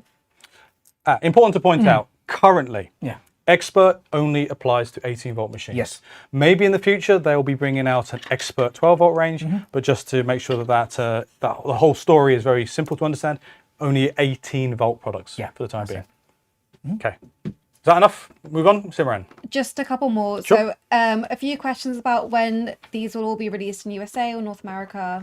Right. Okay. Well, we've covered this before, and do apologise. I hope you enjoyed the live stream. Yep. But that is something that obviously Danny and I only know what's happening in the UK. To a degree, we know a little bit what's happening in Europe, but unfortunately America has different naming and obviously has a completely different distribution route. So we can't answer those specific questions. It's always worth tuning into us to find out what is actually in the pipeline. True. There are some people that we obviously have our contemporaries over in North America. I will obviously let them know that we've got a lot of questions coming from this live stream, that we've got people interested in what tools that are similar to the expert range that are coming to the American market. So I'll ask them to do whatever they necessarily need to do. We do have a contact there, but obviously he's not going to be on the live stream at this particular moment. No. But we'll find, we can see if we can get the American teams to communicate that to you. In his lunch about now. Yeah, maybe. Communicate this information via their normal social media platforms. So we'll ask them to do that for you. Simran, any more? We'll make this just the last one. So why does the FC still use the old collet insert and not a quick collet? Oh, you mean the drill bit, the screwdriver bit holder? This bit, is that one? Yeah. Yes. Why?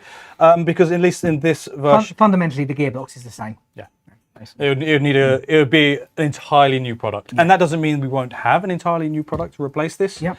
But at the time being, this was the existing model. That was the upgrade. There wasn't a internal upgrade. Yeah. Maybe in another version. Yeah. Yeah. He's thinking, I'd love to. Oh, yeah, I'd love to have it. We're going to keep that feature for another expert product. Yeah. Okay. Right. Yeah. How are we doing for time? We are doing okay. We're doing okay. We are doing okay. I'm surprised. Okay, so the next machine we're going to get is actually the machine I just referenced. He was just referencing it just now. As always, I'm just going to eject that blade, find that layer. Quick release, it's all about. And I'm going to get one of our favourite machines. Love it. Absolutely love this one. Okay, so if you want an extra fast impact driver, then you need not look any further than our EXDR18V-230. Yeah. This is the best impact driver we've made today. Full stop. And that's why it's an expert product. 230 Newton meters of torque. Yep. Okay. It runs our second generation brushless motor, producing more direct torque, before the impact mechanism even needs to kick in. Exactly. So it's a fast driver even before the... This is the impact driver that always embarrasses me. Yeah. Because every single time I try and demo, not every single time, We'll find out in a minute. We'll find out in a minute. But the first time I ever have to demo these tools, I always forget how fast it is and embarrass myself by trying to attempt to round out my first screw until I realise, oh man, you really have to push this fast. You have to keep up with it when it's going in. So I'm not used to I'm still not used to how fast this machine runs. So I've mentioned 230 Newton meter of tightening force. It has 5 independent speed settings. I'll show you the interface in a minute, and that will go all the way up to 800 up to 3,400 RPM. But as I said, that direct drive torque is really high, and when it's not driving just by direct torque and it's using the impact mechanism, it's up to I think 4,000 beats per minute. So it's really fast. Everything about this tool just is high quality, high speed, high power. I love it. Now, many people out there might go, looks familiar. It does. Maybe it looks like a GDR18V-220. Yeah. And you wouldn't be wrong. This is one of the machines that has had the expert moniker added to it, but it is not a like for like because this one also has a few upgraded, refined features. Yep, and also we've obviously got that 10 extra Newton meters of torque in it as well. Yes. So if I lean it forward very quickly, hopefully you'll see that this has a new interface panel here. So I'm going to use the super duper close-up camera again just to show you in a bit more detail. We have really made use of all of the space on that panel, haven't we? That's right. So one of the features here is, or as you may know, that the GDR version had connectivity, and that meant that there was an AB function and the ability to change speed. The AB function was allowing you to cycle between 2 presets that you program via the Toolbox app. Yep, on your phone. Yeah. All right. So the same as what we discussed with the 150 combi, the EXSB18V-150 non-C, that now the controls are all in a button format, and that's great because then you don't have to get your phone out like Dan pointed out. Yep. So this is giving you more speed settings as you would have had originally. Yeah. Back over to the super duper close-up cam. You can see there's lots of different features on this one. And the features mean that you can have your speed settings. I'll cycle through it. You've got 5 LEDs there. It's hard to see always on the cameras, but you've got 5 LEDs that light up. It's one button for each mode. That's right. Then you've got a slowdown, auto slowdown speed. You have the ability to cycle through the lights. So you can have the bottom one on and the top one on, and you can cycle those independently or switch them both off. This machine has ABR if you need it, and I'll explain all these features in a minute, and also has an auto stop feature. Now that's great because now you don't have to go into an app to modify all these features. First off, speed settings. Hey, guess what? You can change your RPM as you go along. Now you might have heard that on the mics, or maybe you didn't because of the auto gating. You have auto slowdown or auto slow mode.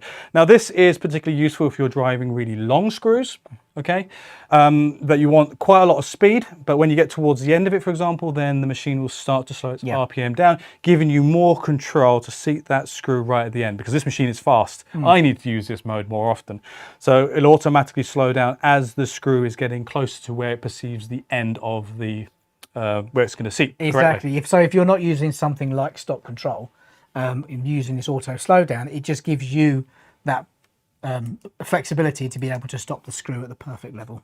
Okay, if I put the device, if I put the tool in reverse, then it enables me to switch on the automatic bolt release system. Now we've had this on our GDXs, okay, and this was designed originally for running nuts and bolts, and meant that when you loosen the nuts, don't get confused by the fact that this is a EXBR. Sorry, DR. People often use this with nut setters to set tech screws and things like that. So it makes a lot of sense to have that function on here as well. Yeah, I mean, but it will still work on screws as well. So if you are dismantling something, but you don't want to fully remove the screw, for example, then this would loosen the fixing, but it will still retain the screw in whatever material you're working with, so you won't necessarily drop it. And you can set exactly when the machine will switch off, depending on the length of your screw, right? Yes.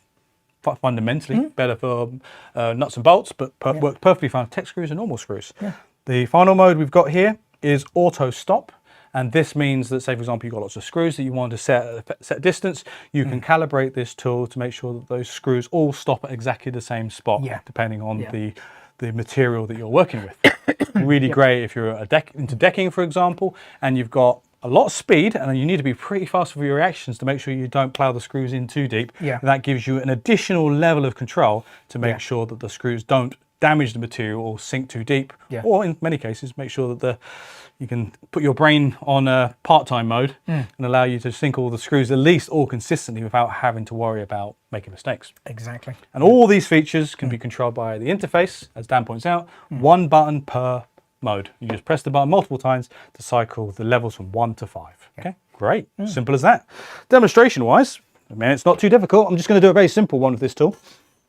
Just got a little bit of pine, and so let's just use normal size. Got some screws here, and I wanted to just set this for. I think I'm going to put it in at the maximum speed setting on this one, so automatically stopping at its final depth. Going to use my posies. Another really good feature about this product is the fact that it has the one-hand bit insertion. Okay, so you just pop the bit in. Okay, to remove it, it's the reverse as normal. To take it out like that, but really nice. That means you can obviously just use it and put your bits in like that. I can see future versions of the Flex Click having that as well. Okay, put it forward, but stop. Right. I'm gonna pop a screw in. More importantly, what I'm going to do is I'm not going to let go of the trigger after I've set it. I'll bring it nearer, because as I said, I do need to follow that down. Okay, finger's still on the trigger there. Okay, again, if I need to adjust it, get that in there. Finger is still on the trigger there. Okay, that's still perfectly flush. I'll do one more, just to prove the point. So if I am... You can see how fast it goes down. There we go. Finger's still on the trigger there. Okay, so if you are doing multiple applications where you want control, then you can dial that in. If you want a little bit more, a little less, then you can pick that via the, say, stop control. If I was running really long screws and I want a little bit more reaction time, then I'd use the auto slow mode. Love this pack. I love it just as a dumb machine. The additional features to make it expert are just a little extra bit of gravy, that cherry on top. If you're working with an apprentice, for instance, use all the features and benefits you get with this, so you don't screw many screws too low. Obviously, you don't want to come across as a little bit less professional than you are. It gets away from you, believe it or not. It does get away from you. So you might argue, well, I don't need that. I've got experience. I've got a trigger. Yes, you have. But there are often those occasions where sometimes you aren't paying attention. You'll get used to it, but that first time, that'll catch you out. But that machine, but trust me, this machine is powerful and fast. It can get away from you very quickly. Simran, some questions. Yeah, but 4 questions. PF Cutter says, Danny looks like Christopher Reeve's Clark Kent with those safety glasses on. Nice. I'll go with that over and above what other people have said within our team. It's only 6:30. It's a bit early to be drinking. Oh. Okay. He's not usually that quick on the response. Who, me? Always. But there are a few questions. So first, will there be a quieter all-dry version? Yeah, so we heard about this. Yes.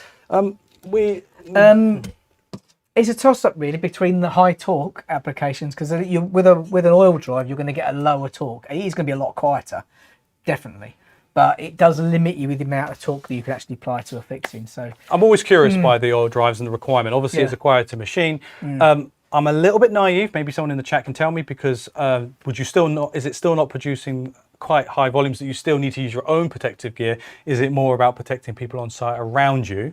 Or am I wrong? Is it oil drive machines low enough that you don't need hearing protection? I'll be really surprised if that's the case. Yeah. It'd be interesting to know. Interesting to know. I'm aware that there is obviously very strict rules, especially if you're a scapper, and some places don't allow you to even use impact guns now because of the noise created.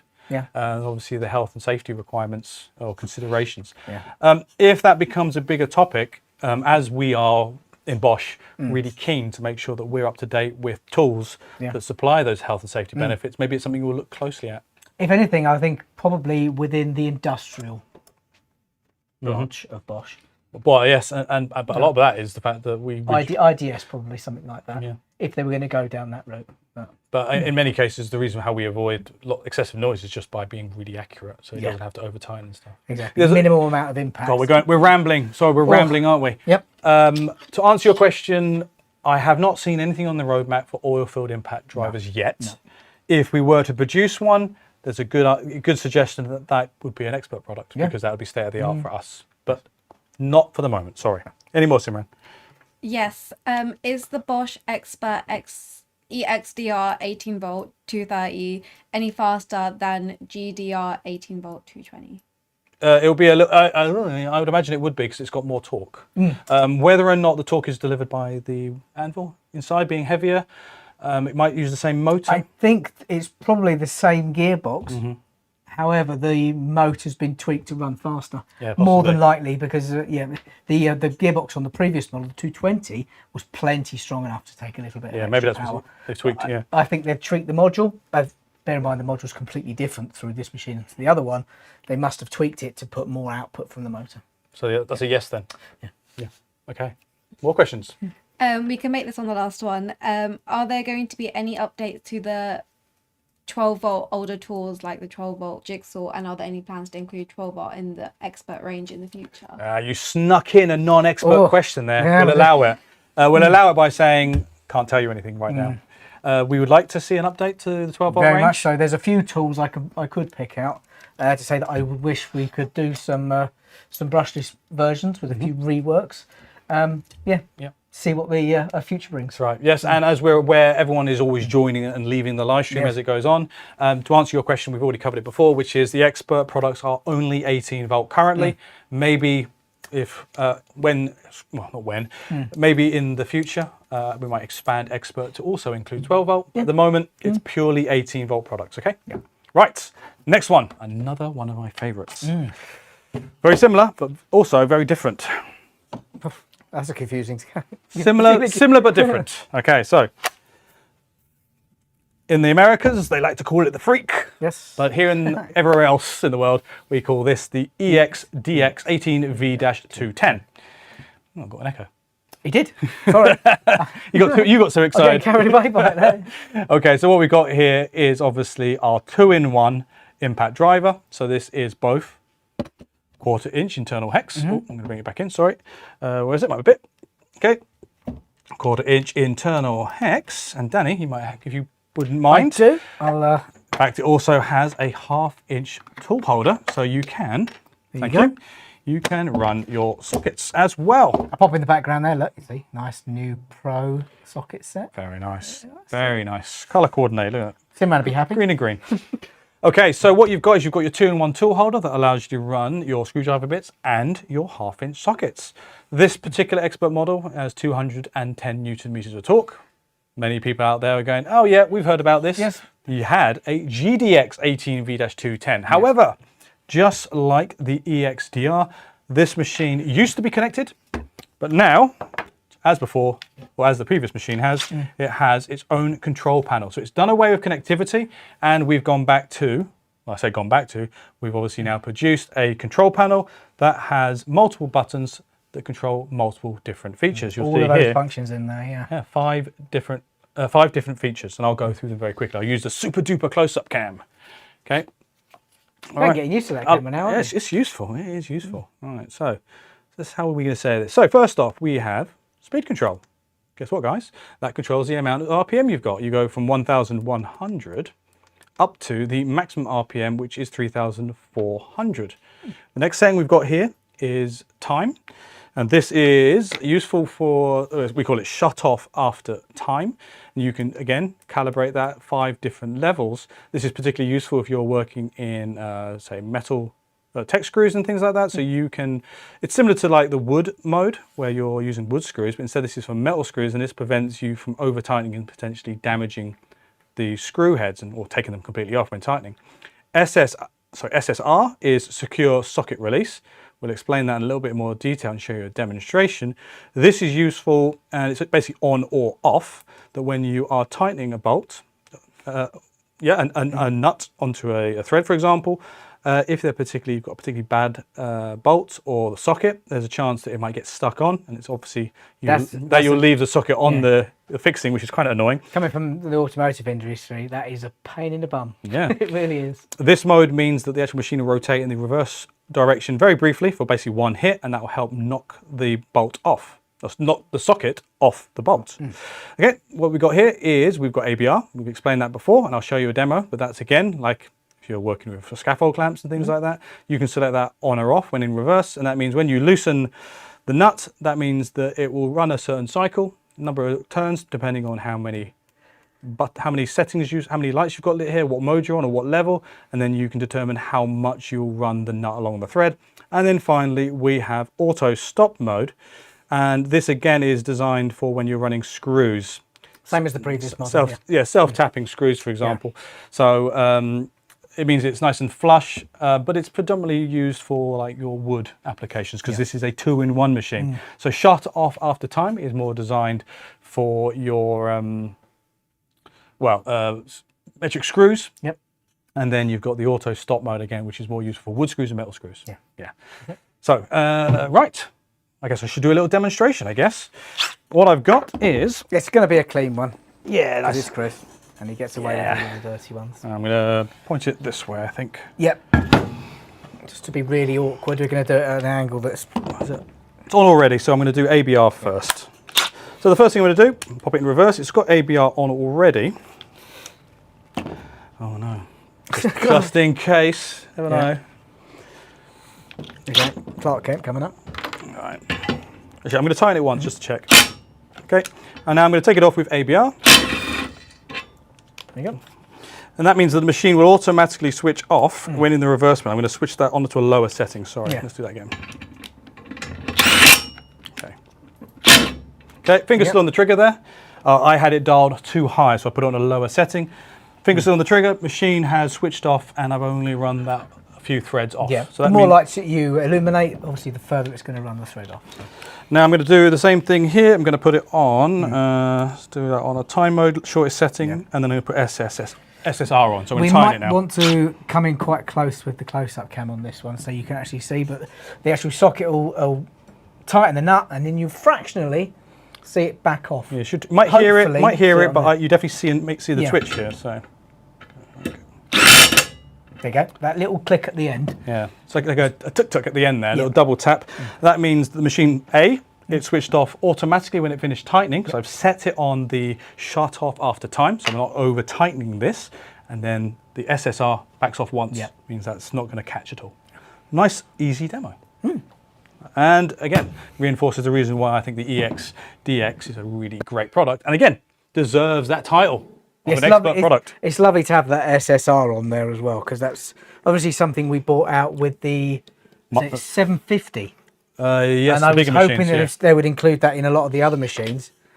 Yeah, brilliant. Having that baked into this one makes a lot of sense. All right. Can anyone hear that? There's work going on, clearly. Yeah. Someone with a jackhammer. Someone that is clearly not watching the live stream. There you go. Disgraceful. Disgraceful. All right. Before we move on to the next category of products in the expert range, Simran, have you got any questions in regards to any of the machines, particularly my favourite here, the EX?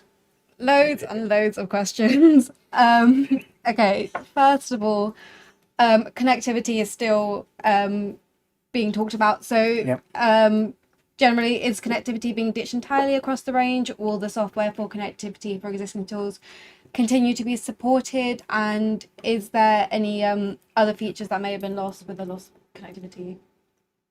Any of the features that have been lost are ones that were being very, very minimally used, if used at all. So they were things that we'd added into the system as an optional extra, as it's not going to cost us any more to do that. What was the rest of the... Reiterate that one? Is connectivity being ditched entirely across the range, and will the software for connectivity for existing tools continue to be supported indefinitely?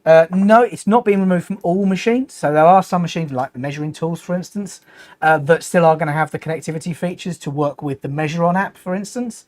But for the vast majority, if not all of the power tools, it's being drawn back as we've been able to bake all of the technology that was being used into the tools that we currently have. Now, it's important to point out that Dan is correct. Measuring tools for Thank many. you. You pointed out I was right. Great. Measuring tools. Win. Measuring tools will maintain connectivity in the traditional sense, but we're not abandoning it entirely for all power tools across Bosch, because hopefully you all are aware that we do manufacture a number of industrial and also construction assembly tools. They could be exact tools, or they could be our new range of industrial I tools, IDS, IDRs, those kinds of things. Those are still going to have connectivity in the form of near field connectivity.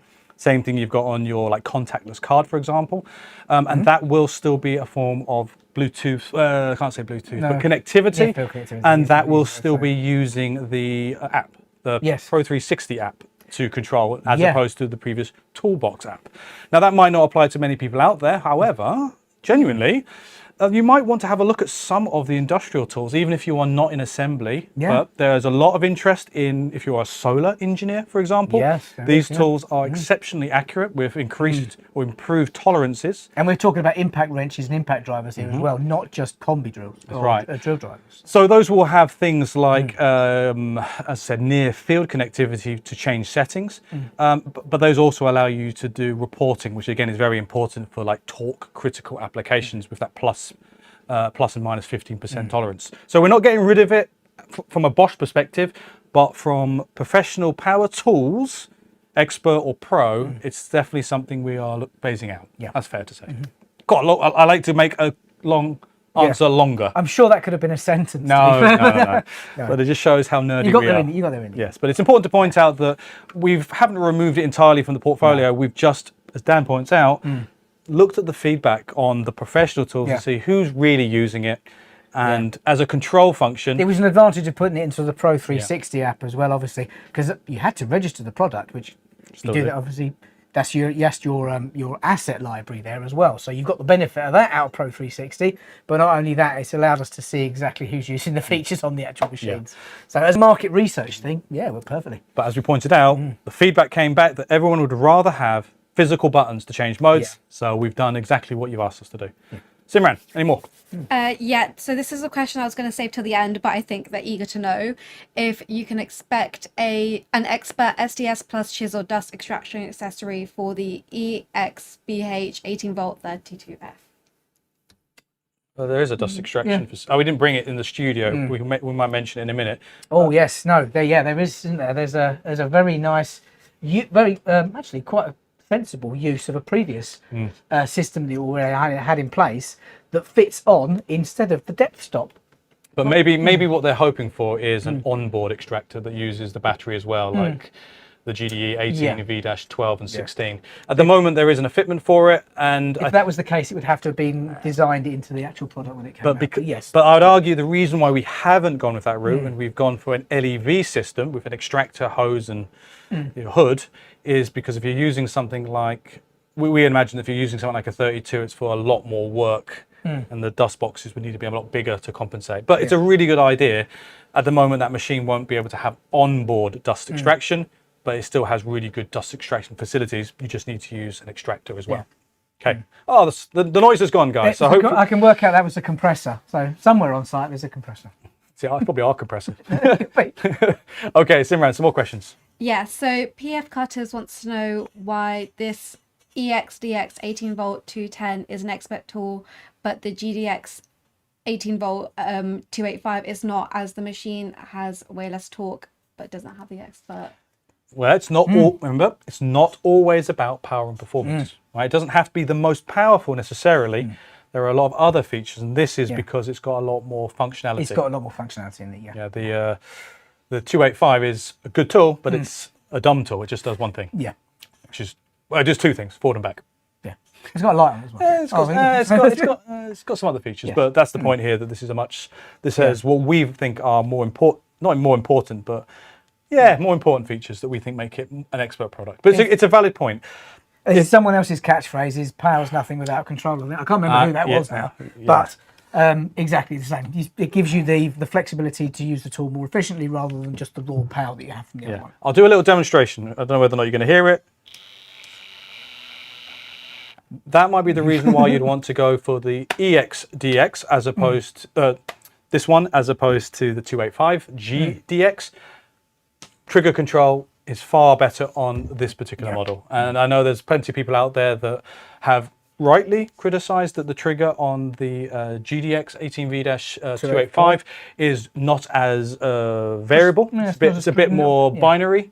And that's fine because that machine, I would argue, is definitely much more rough and is designed for like straight fixings, bolt tightening, where you don't need as much fine trigger control. But if you are using it more of a driver and you don't want to go for the EXDRs, and you want to have a 2-in-1, then you want the refined trigger control, and you might want some of the smart features as well. Exactly. And that's what makes, it's not just power, it's all the other stuff combined makes this an expert tool. Okay, cool. We've got a lot of questions. Shimon, let's go. A couple more. So Fiona would like reassurance that the app will still support for the existing tools, and just maybe a bit more about the app. As far as Pro360 is here to stay. Obviously, it is not just a connectivity app for use with our connected tools that we already still have out there. Yeah, they work in the app still. Yeah, don't they? Yeah, they do. So that's all covered. That app's not going anywhere. The Toolbox app, I think, was wound down, wasn't it? This is the reason why we moved it over to the Pro360. They will be supported going forward. So all of the connected tools that you've got out there at the moment will still be covered by the Pro360 app and the same connectivity functionality that provides you. Not going anywhere. So yeah, don't worry. For many years, I'm sure that will still be a thing. Yeah. Well, we're still bringing out bits and pieces that work with it. So, such as the ID tabs and the industrial tools. So, still used as part of inventory management. But industrial tools need to use the app too. Exactly. Okay, let's do one more, Simran, and then we'll get into small tools and we'll revisit some questions if that's okay. That sounds good. So last one, is there a successor to the GDS18V-1050 in any plans? Not as yet. I've not seen anything to replace that. Which machine? Sorry, the 3/4 drive Impact, not the 1600, but the 1050. No, because they've already done the model. They've taken the connectivity away. They're going to do. Well, they had one without the connectivity on that anyway. But again, we're going to support the connectivity that is on that current model. So again, we just covered that in the other question. But there's no plans, I think, currently to build a different machine to replace that one without connectivity. I've not seen it yet. No, they're going to do it for the 1600 this year, which again, it's just removing connectivity to make a more affordable machine. I'm more interested to see if they're going to go higher power. Yes, that would be nice. And again, that might be. There's definitely a lot of talk out there for inch drive as well. So it'd be interesting to see if something like that. Either 2,000 Newton meters and above with maybe 2.5 brake. And also, as you say, inch drive is what we get a lot of feedback, and I'm hoping that that'll be coming soon, and maybe again that'll become an expert product. Yeah, moving into the sort of heavier industry, I think would be, or heavier construction, that would be somewhere we would like to go. Right. Okay. I have these. I'll grab these ones. We've got two machines. I'll do the first one first. Let me just get that battery off. Okay. The light machines over his side as well, just to point that out. So I have to struggle with all the heavy ones. Needs the exercise. The exercise. Okay, so we've got two machines. Again, maybe familiar, but it's worth, again, reminding you guys out there that we do have high power premium jigsaws in the form of the first one here, the EXST18V-155S. Barrel grip. We've got another model that I'll show in a minute, but I want to focus on this one just first, okay? Because we've got two models that are very similar in performance, just different ergonomics. You like this one, don't you? You prefer the barrel grip over the bow I do prefer. So what we've got here is a 18-volt jigsaw that runs up to a maximum of 155 millimeters in wood, okay? It is, we call it, it doesn't have a variable or doesn't have an adjustable foot or base plates. So this is designed purely for powerful straight cutting. Yeah. Okay, if you want to have a machine that's got the bevel function, then we've got another model, the 125 model, which will do that. However, this is when you want to have high precision for doing curve cuts without having it deflect as much. Exactly. There's less undercutting with this, thanks to the pivoting foot plate on the bottom. Well, not pivoting foot plate, sorry. The fulcrum point at the bottom, the feet that grab the sides of the blade. Okay, a lot of that's done due to the extreme precision, and we will say here that this machine has up to 4 times more precision, or is 4 times more precise compared to the previous, or not previous, the model below it. Yep. And that's partly because of what Dan described here. It's this function here that holds the blade lower to prevent or reduce blade deflection. Well, we actually find out with some people using this particular machine that they'll use it and they'll be expecting the less undercut, and we'd have to sort of reiterate to them the fact that it is fully adjustable. So you'll have to pair it to the width of the blade that you're actually cutting with. So there's a little hole in the side there. Where you can get in there with a little Allen key and adjust it so it just touches the sides of the blades, and that supports the blade at a lower point, meaning it deflects less in the wood. Yeah, so you can modify them for the individual blades. Yeah. Obviously the product still has an STS blade removal. Let me just see if I've actually got a jigsaw blade on me. But again, like you would expect from us, it's always tool free. Oh, I don't have a jigsaw. My super drawer might not have a jigsaw blade. But that's the first. It's usually got everything in there. Determined. I'm going to keep. No, must. Yeah. Let's check the second drawer. This is Use an expert blade. Okay. Again, keep Simran and Rena happy. So we've got an expert blade in there, and you can see tool free. When it gets hot, you can shake it out. Good when you've got gloves, even though you shouldn't use gloves. It's an easy mechanism to get to. Exactly, right? yeah. The precision mechanism on the side, as Stan points out, is situated here. You have the ability to switch the blower on or off. Okay, I know that a lot of Europeans like to use them underhand. I would say don't bother. Use two-side clean blades, then you don't need to cut from the underneath. Yep, you'll have to clean on both sides. Use your smarts. But if you want to do that, but you don't want to blow all the dust into your face, switch the blower off. Easy peasy. And then lastly, it has got a four-stage pendulum function. Exactly. Which you'd expect on all the machines. Yeah, which means, again, most of you want that off for clean cuts, but if you want to be more aggressive, or if you're using some of our specialist pro plastic blades. Yes, actually, a little bit of pendulum helps. Yeah. It helps reduce it when melting. So it's not always about a faster cut. You might actually use it for quality reasons. Yeah, it pays to read the packet. That's it. And listen to our live streams. And listen to a live stream, obviously. Of course. Let's have a look. What else can I talk about? Okay, dust extraction. A really good feature about this machine is the fact that dust extraction is occurring in the base plate. Yes. So it's your hollow base plate. Dust extraction means that it's pulling the dust right around here. So if I was to have the dust guard on the front there, it encapsulates this whole area, and dust is being pulled through the feet or through the base plate into the extraction point. Does give you perfect vision of the blade as you're travelling down the line. All right, interface-wise, it has adaptive speed control, just like we saw with the GOP there, that you can set it here. Sorry, EXOP. Thank you. You can set adaptive speed control on, so the machine will slowly idle until you apply pressure to the blade. And it speeds up. And then it speeds up when you're in a cut. It makes it easier for you to control and saves a bit of battery as well. Yes, it does, yeah. If you press the speed button multiple times, then you go through all the different speed settings up to the maximum RPM that the machine has. The machine also has the ability to switch a light on or off. Again, if you're undercutting, you might not want to blind yourself continuously. All right, what can we do? One last thing. Shall we do it? Yes, okay. All right, I'm always the recipient of this. Let's see how this goes. Okay. Well, actually, first, lock-on switch machine, because it is a barrel grip, but this has a nice little safety feature,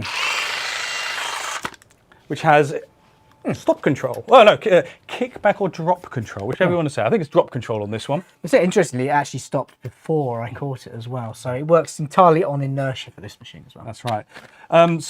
If you were to drop it, then at least the machine will switch itself off before it hits the ground. If you throw it at your colleagues, I don't recommend it because there's still a sharp blade on there, but at least it won't chop through his arm, I guess. Take the blade off first. Take the blade off. Take the blade off before you throw your colleagues. Throwing jigsaws around to each other. Yeah. But it's a nice additional safety feature that we've added to our machine because it is a lock-on switch model. I've seen a question there, why is there not a bevel function on the shoe? Why, I need to know, because this is a precision saw, and the reason why it doesn't bevel means that it can be even more secure, and it has the additional precision control system that we couldn't have on a bevel machine. Exactly, yeah. Simple as that. If you want beveling, we've got machines that do that. This is a machine that's designed for precision, especially when cutting curves. Exactly. You want it. You don't want deflection, and you want to keep that fulcrum nice and low. So while we're talking about that machine, because I think we've covered most of it, just want to briefly point out that there is another machine as well. Okay. Same specifications, but slightly different name. So EXST18V-150 for, we call it bow handle. So speed control? Was it bow handle? That's what my Germans tell us. It Boogel? I don't know. You can make an idiot of yourself. I think it was something. It's a very difficult pronunciation, but it's something like Bugel, which basically is this, a bow handle saw. Now, many people prefer these saws. I like the barrel grips. I don't mind them. I like it because I feel like I've got more control. I get closer to it. My hand's closer to the material. But many other people prefer the traditional bow handle. I prefer the traditional, I'm afraid. Yes, yeah, I find it more comfortable. Battery, yep, cool. Obviously, as it is a barrel grip, you've got your variable speed control trigger here, lock-on switch. You have the advantage with this machine that you can set the maximum RPM and also in conjunction with the variable speed trigger, so it will limit the max RPM. It has a light, but it doesn't need drop control because it doesn't have a lock-on switch. Exactly. And that is.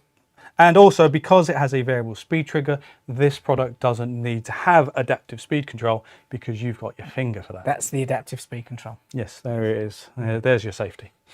Okay. Before we finish this section and we look at some questions, obviously what we want to do is we want to bring a little short video that shows precision control. We're saying we wanted to demo here live, but actually, do you know what? There's a really nice video that shows that. So, Ollie, let's play the VT.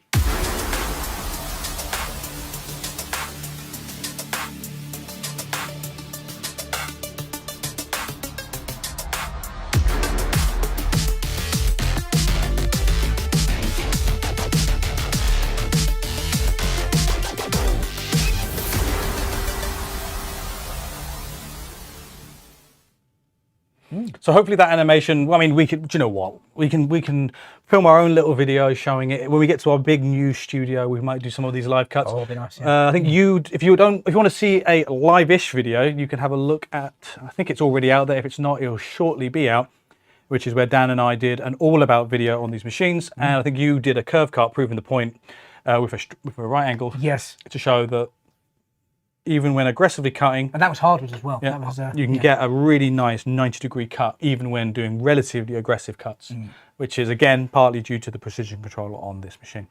Now I want to address the point that obviously this machine or these machines have existed before as our premium, normal, standard, but they were already premium, and that's why they're expert, because now they are top of the range. Yeah.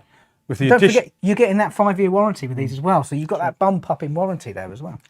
So it's not just rebranding. No, of course not. Okay, right. Let's move on to the next section, which is one of my favourite machines. Yes, we've got to give a shout. Actually, we can't because I promised Simran that we'll look at some questions. So before we move on to the next machine, let's have a look at some questions. Simran, please. So first of all, for the 155 jigsaws, have the various customization features that were available in the connectivity app been lost?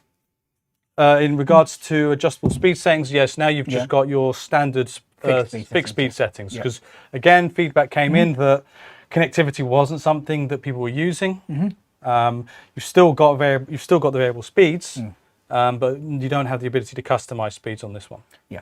So that's a fair point. Yeah. I'll leave these out for now.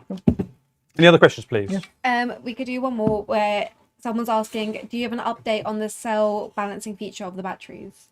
No, we're going to probably talk about that in the Q&A live stream, because that will be an easier forum to have a look at some of these more nuanced topics that are a bit more, they're not specific to expert. The next two live streams are going to be expert related. That's going to be the right place where we can address some of the more technical and more broader questions about products, product launches and things like cell balancing. We are due to go over to Germany fairly soon.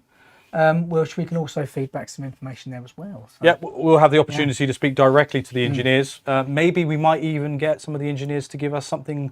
Maybe they'll come on the live stream and actually discuss it with you in person if that's what you would like. Otherwise, we'll be happy to find out the information and put it through on the Q&A live. Yes. So stay tuned for that. We are on it. More questions, please. Are these available now? What's the release date?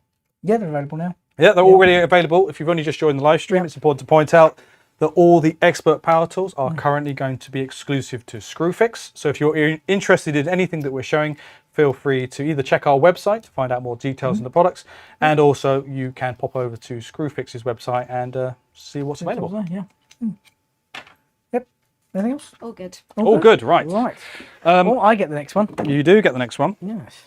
You've got to give a shout out to a special someone during this particular machine. He knows who he is. He knows. He's going to get a shout out. So this is the EXSA18V-32. And it's important to note this is a completely new machine. Yes, absolutely. From the ground up. Yep. So this is a, see, easy to recognise it, reciprocating saw with 32 millimetres of stroke length. Yep. I mean, what else do you need to know? Right, we've got Pendulum function. Yeah, two-stage. We have speed control on the top here. Just a simple wheel. That's all you need. Easy to operate when you're wearing a pair of gloves. We have a hook or rafter hook on the top there. The Americans would be happy. Very much so. Variable speed trigger. And on the back here, we have a control panel. Yeah, as I'm nearest to the super duper close-up cam, I will bring it over and I can show you the different modes that it's got. Let's have a look. Oh no, the handle's in the way. Yep. There we go. That's it. Right, so we have, for the first time ever, where's my finger? We have kickback control on a recip saw. Yes, we do. Yes, we'll show you a video on that. And also we have two modes. We have adaptive speed control and we have stop control. Yes. So we've got all new features that we've never had on a recip saw before. Three new features. All the features have never existed on a recip saw. And now we've got the expert machine that does have them. So stop control, for instance, if you're cutting through a piece of material and you come to the end of the cut, instead of the machine dangerously swinging down and towards maybe your leg or to your person, it's going to cut off before it actually gets there. So basically, as soon as it passes through the material, cuts out. There we go. Oh. Yep, so stop control, yep. Yes. And adaptive speed control, again, I like this particularly when working in metals. Yes, so again, it's a lot easier to start a cut, isn't it? Yeah. So the machine will idle, much the same as the EXOP that we looked at earlier. So it will idle at a lower speed, allowing you to get into the material, start the cut, and then it will ramp up to the speed that your finger is processing, I suppose. That's the one. Variable speed trigger and the speed control on the top here. Before we get into the final function on the back there, which is kickback control, which we will talk about. Yes. I think we want to mention it. We do. All right, there's lots of great features. Obviously, we have the adjustable foot, shoe, foot, shoe, But we have Philippe's thumb wing. Thumb wing, yes. Right, so we would shout out to Philippe on the design of this one, but we have a simple solution there for an issue. If you're using this wearing gloves, basically. So nice, easy to access, single twist removal and installation of the blade. I'll let you put some gloves on for that, because that's a particularly aggressive blade you've got. Oh, it's okay. But yes, it's 7 o'clock. Yes. It's been a long day. But yes, the reason again is tool-free. Tool-free accessory changes, especially when blades are hot. That's it. It's so easy. Done. We've had systems before where the mechanism's on the outside, which is nice as well. But again, that can sometimes get clogged up if you don't clean the machine. Exactly. This is much simpler. You've got a rubber material that does two things: good grip, but also heat as well. Yeah, prevents the heat build up from the blade getting to the accessory. It's all you need. Simple design, but also it works really effectively. You knocked it out the park, Philip. You really did. Well done, my friend. Right, so what else can we say? It has a light on it, adjustable shoe, brushless technology. Great bit of kit. Yeah. Low vibration as well. Yes, so we're looking at around, if I remember correctly, I think it's around 15 or 16 meters per second, which again, for this particular design of a recip saw is pretty effective actually. Yeah. So that reduces or increases the amount of time you can use it safely, helps reduce hand and arm vibration, which is not only a health concern, but also it's just a quality of life thing. That it's just nicer to use machines with less vibration, more control, and you feel better at the end of the day. It's important to mention as well, falls into the bi-turbo category with 1300 watts of corded equivalent power as well. So above that 1100 watt threshold. Cool. Right. So we would have demonstrated the kickback system, but we've already done a really nifty video that explains all of it. So instead of us doing it live, we'll do something better. We'll play a little video. So Ollie, up to you, mate. Yeah. So in this demonstration, I've kindly offered to do the demonstration with kickback control on and off. And we're going to be using this Progressor for metal blade. Now this is quite a thin blade, and the reason why we've chosen this is to help protect Chris when we come to demonstrating it with the kickback control switched off. First part of the demonstration here is going to be carried out with the kickback control switched on. As you can see, when the blade pinches, the machine's kickback control activates and the interface now flashes red. In this second test, we've switched the kickback control off. As you can see, the machine continues to run and the blade now is completely broken. So as you saw in that demonstration, with the kickback control engaged, the machine simply switched off when the blade got pinched. However, with it deactivated, you saw a massive difference. We've got two examples here. You can see where the blade got bent, potentially meaning this blade is no longer any use. However, you can see in another example here where the blade is almost bent completely double and you can see it's broken off. The bit's still in the machine, isn't it, Danny? Yes, you can see from the front of the machine here, it's actually snapped off flush with the tool holder. And this makes it an absolute nightmare to remove what's left of the actual blade from the machine. And the downtime that you could have from this, maybe even in worst case scenario, sending it away for repair, yeah, absolute nightmare. Right, hello boys and girls. Right, that was a handsome couple of chaps, wasn't it? Right, hopefully that made sense. I mean, that was a good demonstration because it is definitely something we can demonstrate live, but it's not something I want to do that frequently, especially if you're using a hard blade. Dan points out that's why we use the flexible blade, because A, it's a lot less likely to hurt me, but it does demonstrate and quite often it's going to be the one that you're using out there most likely on the job site. Okay, right. First recip saw with adaptive speed control, stop control, and it's our first ever machine with that kickback protection that not only helps prevent you from potentially injuring yourself, wouldn't want to be up a ladder when that happens, but also helps preserve your accessory and potentially preventing you having to send that machine in for repair if you have an unfortunate break right on the tool holder. Yes. So that's what makes this our expert recip saw. Brand new to the market for us. Mate, good bit of gear. Okay, right. I'm going to address the chat because I can see people there. They're getting all restless because they're saying, oh, you're not answering all our questions. Guess what? There's a lot of you in the chat. What we'll try and do is once we get through all the main machines, and obviously Simran's keeping an eye on as many questions as she can, we'll see how much time we've got at the end to address a lot of your questions. I think she's doing her best at the moment to make sure that the relevant questions are to each machine as we go across. And then at the end, we'll try and cover some of your more general expert questions, criticisms, and feedback. So next machine, I've got this one. So I'll pass it to you. Yes. And I will grab it here. So, Right, so what we've got here is our expert 150mm sander. This is the EXEX, love it, 18V-150-5. Yeah. So what we've got here is a random orbital sander. 155mm sanding pad. Or 150. Sorry, 50. I don't know where I get the 50. I'll get an extra 5. The next 5 you'll find is actually the orbit diameter in millimeters. So that 5 on the end there, just making it a slightly more aggressive machine than the previous EXDX18V-150-3. Now that extra 2mm orbit might not sound like much, but on a tool like this, it makes a tremendous amount of difference in both speed and material removal. Yeah, absolutely. Top line features. Well, because we've already pointed out the fact that, yes, it has a 150mm accessory size. It has the same ergonomics that you might already be familiar with all of our new range of random orbital sanders. Yeah, so well received and so comfortable in the hand during use as well. It's, as you always like to remind everyone, Dan, that it's obviously inspired from our very old air tool range. Yes. So that's why you get this design. I prefer it. I like how low and how close to the material you are. That's it. It's eliminating a lot of the vibration just because you're a lot closer down to the actual workpiece rather than it sort of teetering in your hand with a higher machine. Now, so speed, it goes from 5,000 to 10,000, no, sorry, 5,000 to 10,000 RPM.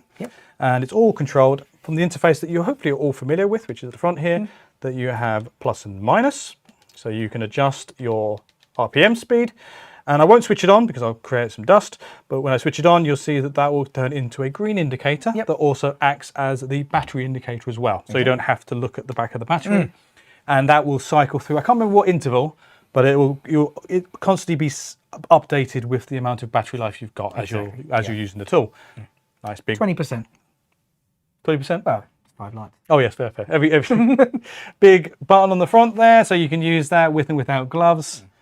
Again, really nice ergonomic tool. You've got a nice 5 here on the actual base plate there. Yep. So if you are confused and you can't see the difference between silver and black. Or you've got both of the machines. Or maybe, that's true. That's what I was going to say. But if you can't tell the difference between silver and black, like all of our sanders, you've seen our new 12-volt sanders, that we now mark the orbital diameter. So you can easily, at a glance, make sure you're picking up the right machine with the right accessory so you can carry on working quickly and efficiently. Vibration, hey man, 2 meters per second squared. That means this is an all-day, everyday machine. Exactly. Yep. Excellent dust extraction via a expert dust box. Yes, actually, this can be purchased on its own and makes a good retrofit to the 3 as well. So that'll pop on there. Yep.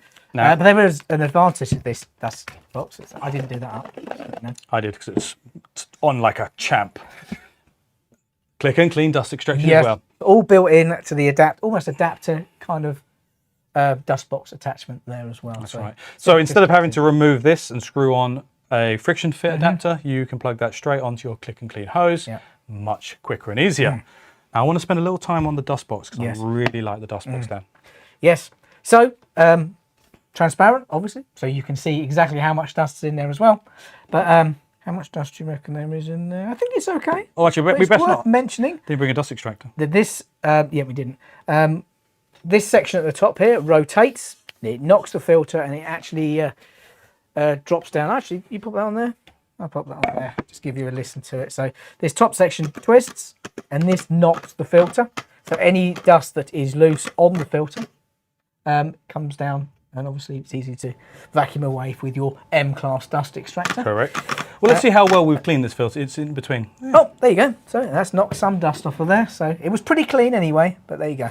But it just shows, despite the fact that we've probably cleaned that out with a vacuum, there was still plenty of dust on that filter that would be very difficult to clean more traditional non-cleaning function filter.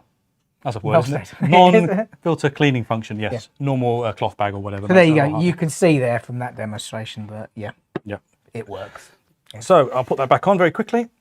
Main advantage that we got here, because obviously all expert products have some form of performance claim. This one has got a claim of 50% more performance compared to the nearest equivalent, and that would be the EXDX18V-150 3, so the 3mm orbit, and that's again partly due to power, but a lot of it's due to that 5mm orbit. It's also got these new 150 base plates on here as well, have that alignment line built onto them as well. Have you got some foil, for example? I can give you... Down there. Oh, you popped it down there. I'll make a note. So you can see here, on our previous... Is it both 150s, isn't it? That we've got an alignment line here. So you can, if you want to be particular, and I do, I'm the kind of person who wants to be particular. Oh, got 140, that's fine. Sorry, 240. Yeah, close-up camera's fine, Ollie. You can see that you got this line here, and you can see that that can then line up with the line there, making it a lot easier, quicker to line them up. So that's something I particularly care about. I've got a little bit of OCD. That means you can line up these lines much quicker and make sure that all the holes, multi-holes, are all lined up in conjunction with your accessory. Exactly. If you want to do the super duper close-up camera on that one, of course. just to show the grain pattern. Just to show, again, if you haven't seen the live stream where we talk about the 0780. Thank you, 0780 foil system, as you see the little air screws, which is actually the shape of the grit. It's in these little kind of like, almost like a maze. And that helps direct the dust particles towards the nearest extraction hole. On the the finer grits, if I'm correct, then you actually don't need the air screw shapes, and then you just have more of a dimple universal texture. So that one there, the 240 grit. It gets down to a point where the air screw design technology is not efficient anymore. And in that case, it's almost like a golf ball like material, feels like, with little pimples on there to, again, raise the base material away from the actual sanding surface and allow the dust to be drawn in towards the nearest hole. So, as always, if you're going to purchase an expert product, then you should really be upgrading to an expert accessory as well, because basically like a force multiplier. You'll certainly feel the difference. Absolutely. And if you haven't seen, feel free to watch any of our previous live streams where we do demonstrations showing exactly how the 0780 really performs against our own technology, let alone others. If you're curious about it, they obviously do starter packs, so you get a few different grits. Give it a go. Absolutely. Okay, right, so I can't say anything else about this machine other than really good, really fast. I've used it plenty of times because you know what?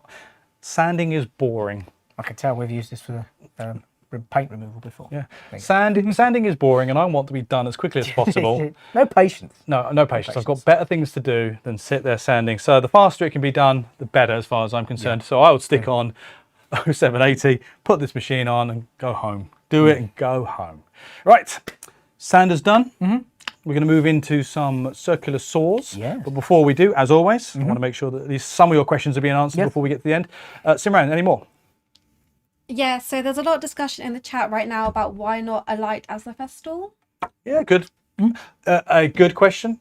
Hopefully something that we can add on to a future version. I can't give you a reason why there isn't a light. It's unusual, actually, because we put on the belt sanders. Everything, usually we say everything that's lithium ion has a light on it. But no, funny enough, this one doesn't. No, we added it to the 18-volt belt sander that we launched, I think, at the end of the last year. Yeah. And that would be good. I think you are right. It would be nice to have it.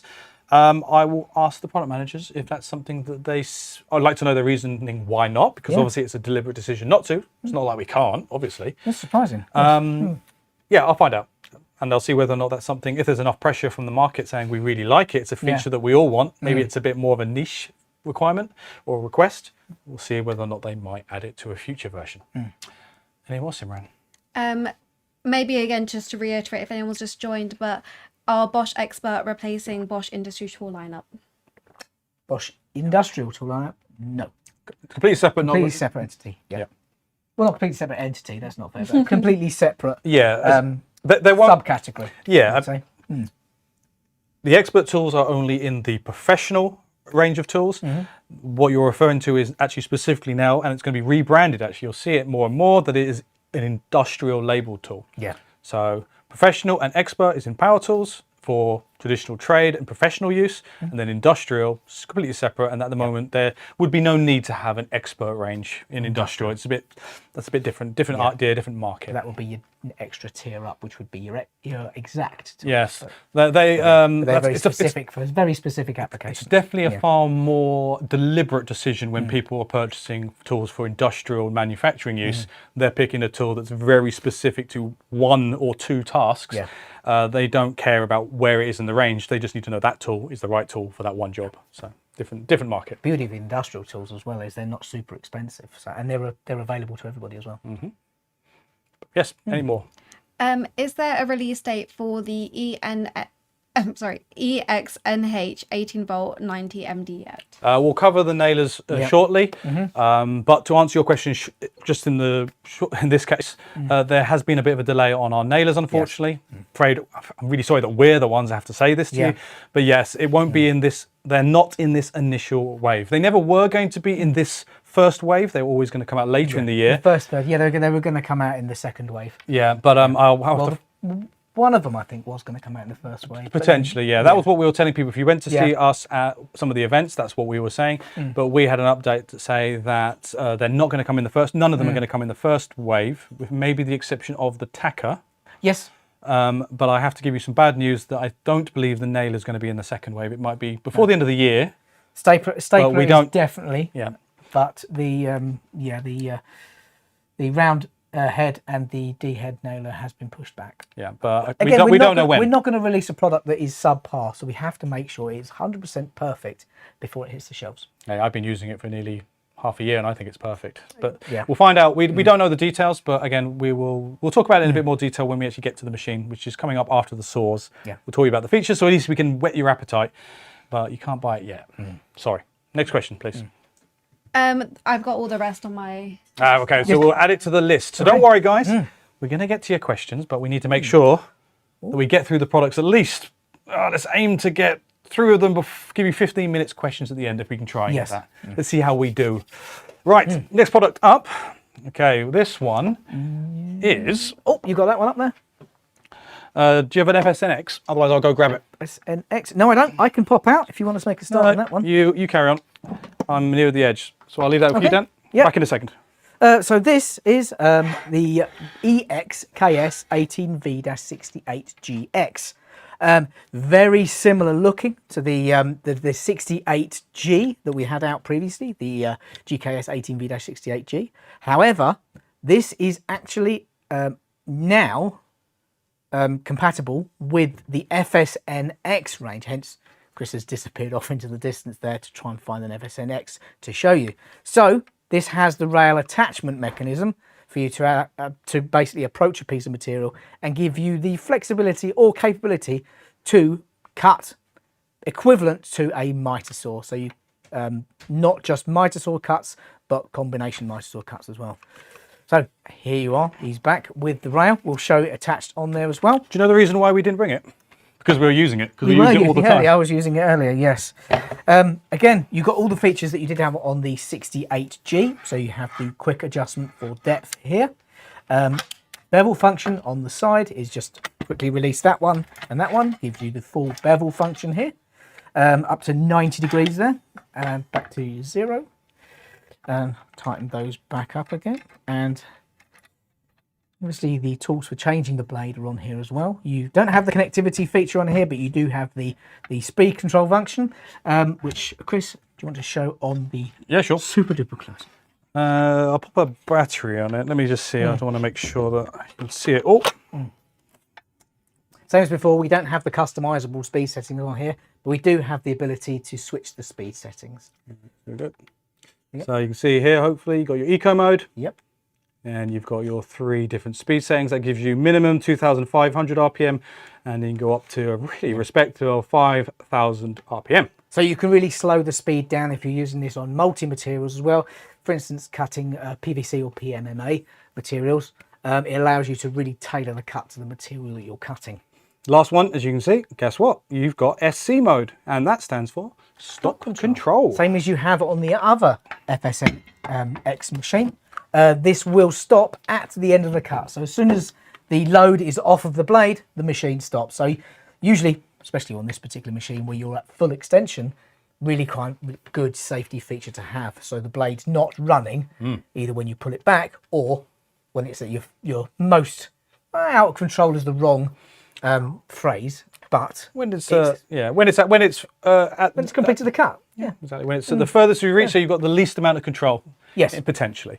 In conjunction with something like an FSN X, you might be using this to do roofing. So you're working on maybe you're working at length, so to speak, and you're not necessarily over the tool in the most controlled position. That stop control is great to have, but if you don't want it, switch it off. Yeah, it's giving you the accuracy and the flexibility of a miter saw in a place where you wouldn't want to have to drag a miter saw. So inside a loft space or on a roof, absolute perfection. Yeah. Right. This machine, we didn't put the blade on this one, but you probably covered already. 190mm blade, yeah? Yep, 190mm blade, same as the other 68G, but this obviously has that functionality of the FSN X. Right, so this is an example of machine that, yes, people might say, oh, it's the same. Yeah, but it's a refined version of a machine that you already experienced. The GX function means now, if you really want really deep depth of cut, you don't have to make do with the 57. If you want more depth of cut with guide rail, FSN X compatibility, now you've got this with the bi-turbo technology. When we released the rail system, the amount of people who said, are you going to do a bi-turbo version? Ta-da. There you go. There you go. Fully compatible with our entire range of FSNs and all 3 of our current FSN X rails. Yes. Yeah. Good bit of gear. You know, so if you've been looking, if that's what you want, then this is where you need to come. So if you needed the FSN X rail system, but to cut deeper material and a bit faster, there you got it covered. Now, important to point out that, yes, this does have stop control, but technically we've also now made sure that everyone's aware that this machine features a kickback protection as well. Yes. With many, if I say many, if I'm being honest, Dan and I know the answer, that all our cordless machines technically had some form of kickback control. Exactly. But it's now all baked into the battery management system, finally. If you get a battery spike when the tool would jump, then it would already cut the power anyway. So yeah, but the already baked in. But the point here is that this machine now has it officially, and maybe they've tweaked the system algorithm a little bit. I'll be honest with you, I don't ever struggle with kickback on saws because I use them correctly. But if you choose not to use it correctly, then at least the machine has some features to help reduce the chances of you hurting yourself. Remind me, because I can't remember whether or not the 68s had kick and clean. Only the 68 before, I believe. Only the 70 did. 70 did, yes. It would have a straight friction fit nozzle. So this has also been updated with a multi-directional friction fit. And the twist and lock. Yeah, people ask for it. They're looking for retro kits. Yeah. Unfortunately, if you don't want, if you haven't got a retro kit available for you, maybe that's a good reason that you might want to consider buying one of these just to get click and clean. But there are the GX is the reason why, and that's because you get the FSN X compatibility. Cool. Lovely. Very good. Yeah. Okay, before we get to any more questions, we'll show you one more machine. Have I got it on my side? Oh, I can't see it. Oh well. Well, what we got, we'll talk about it. I'll go and get this one if you like. Okay, cool. Dan's going to go grab it. So before we'll skip one machine while Dan goes and grabs it, and we'll talk about the first of the two nailers that we had in the range there. The first one I've got to go grab is the MR. So, two first fix nailers. As I pointed out, these ones unfortunately are going to be a little bit delayed. They're not going to be in this. They're not in this initial wave. And the first one I got here is the EXNH18V-90MR. So this is going to be for your regular nails. So it's not the one that you'll see in a minute, which is a D-clip nailer. This is designed for 21 degrees round head nails from 50 to 90 millimeters.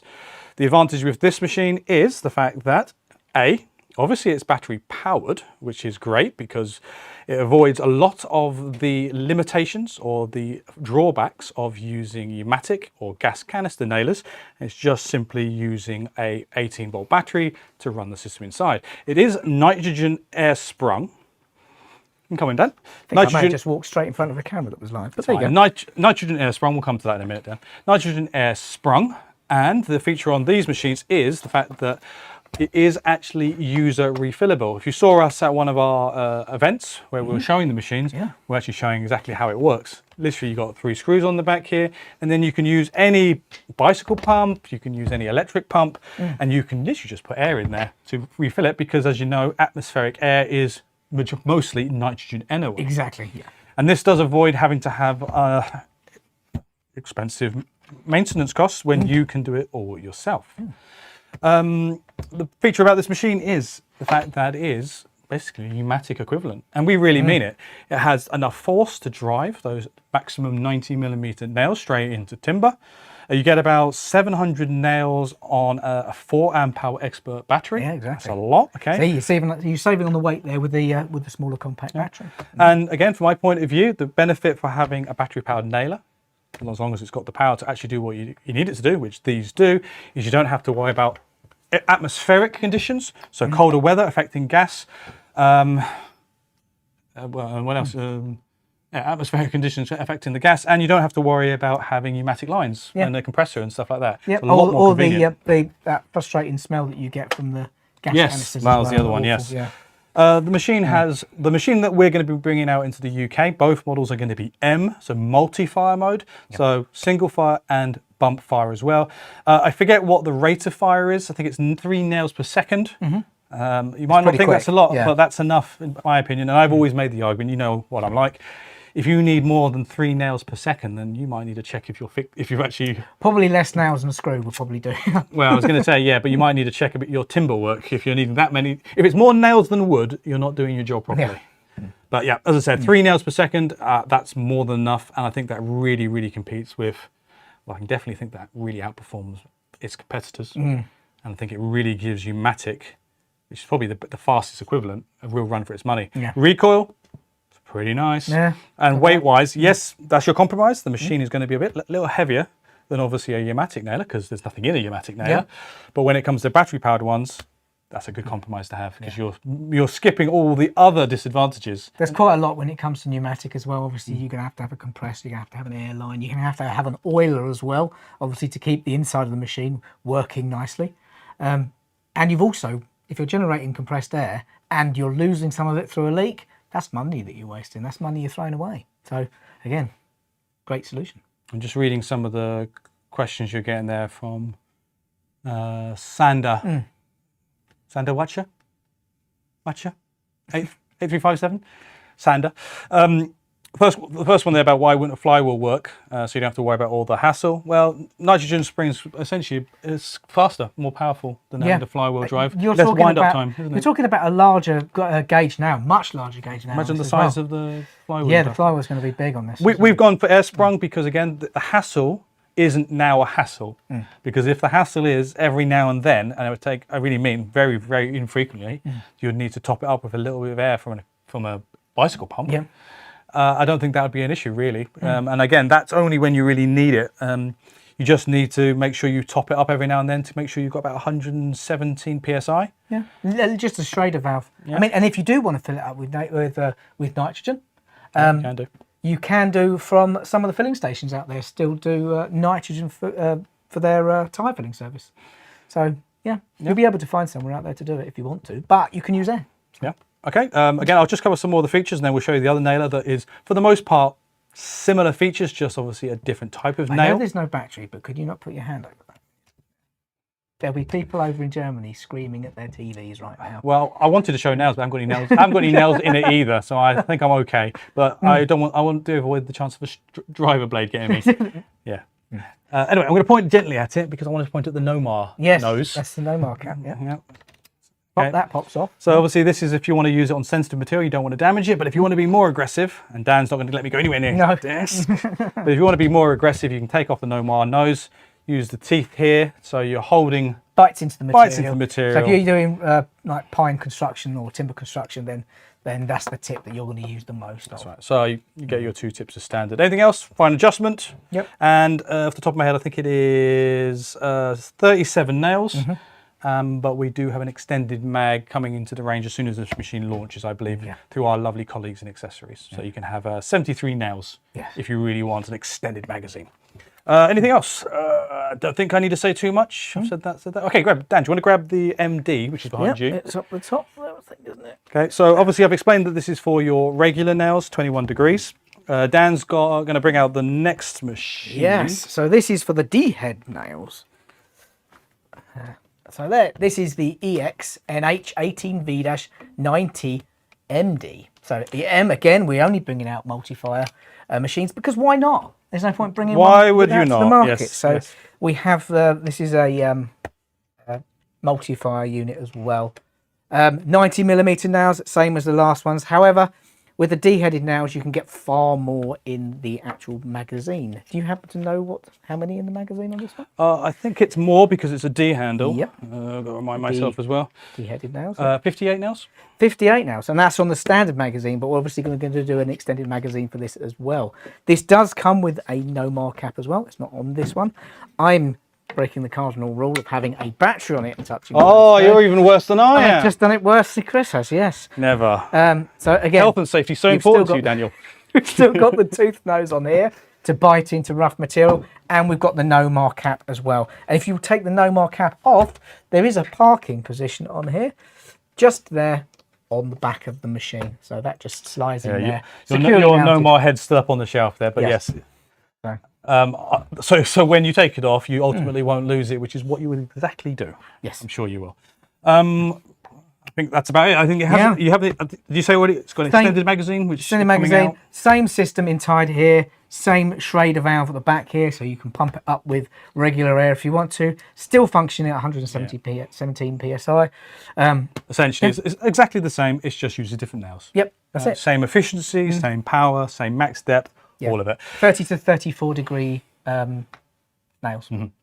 All we can say is our apologies that it is not coming in this first wave. Instead, we would like to talk about something that should be available, and this is going to be the world's first. I'll grab it for you, Dan. Yep. Because this is a great bit of kit because mostly, I know in the UK, when you're fitting drywall, for instance, you usually use a screw gun, a collated screw gun, or just a driver. Yeah. If you pause, you just use an impactor or a driver. Yeah. So this gives you the opportunity to use stainless steel or galvanized nails, staples, to make that job an awful lot quicker. So this is the EXTH18V-50 M. Also multi-fire. Again, for drywall applications, this is perfect. You need a multi-fire really. 50mm maximum length staple. Yeah.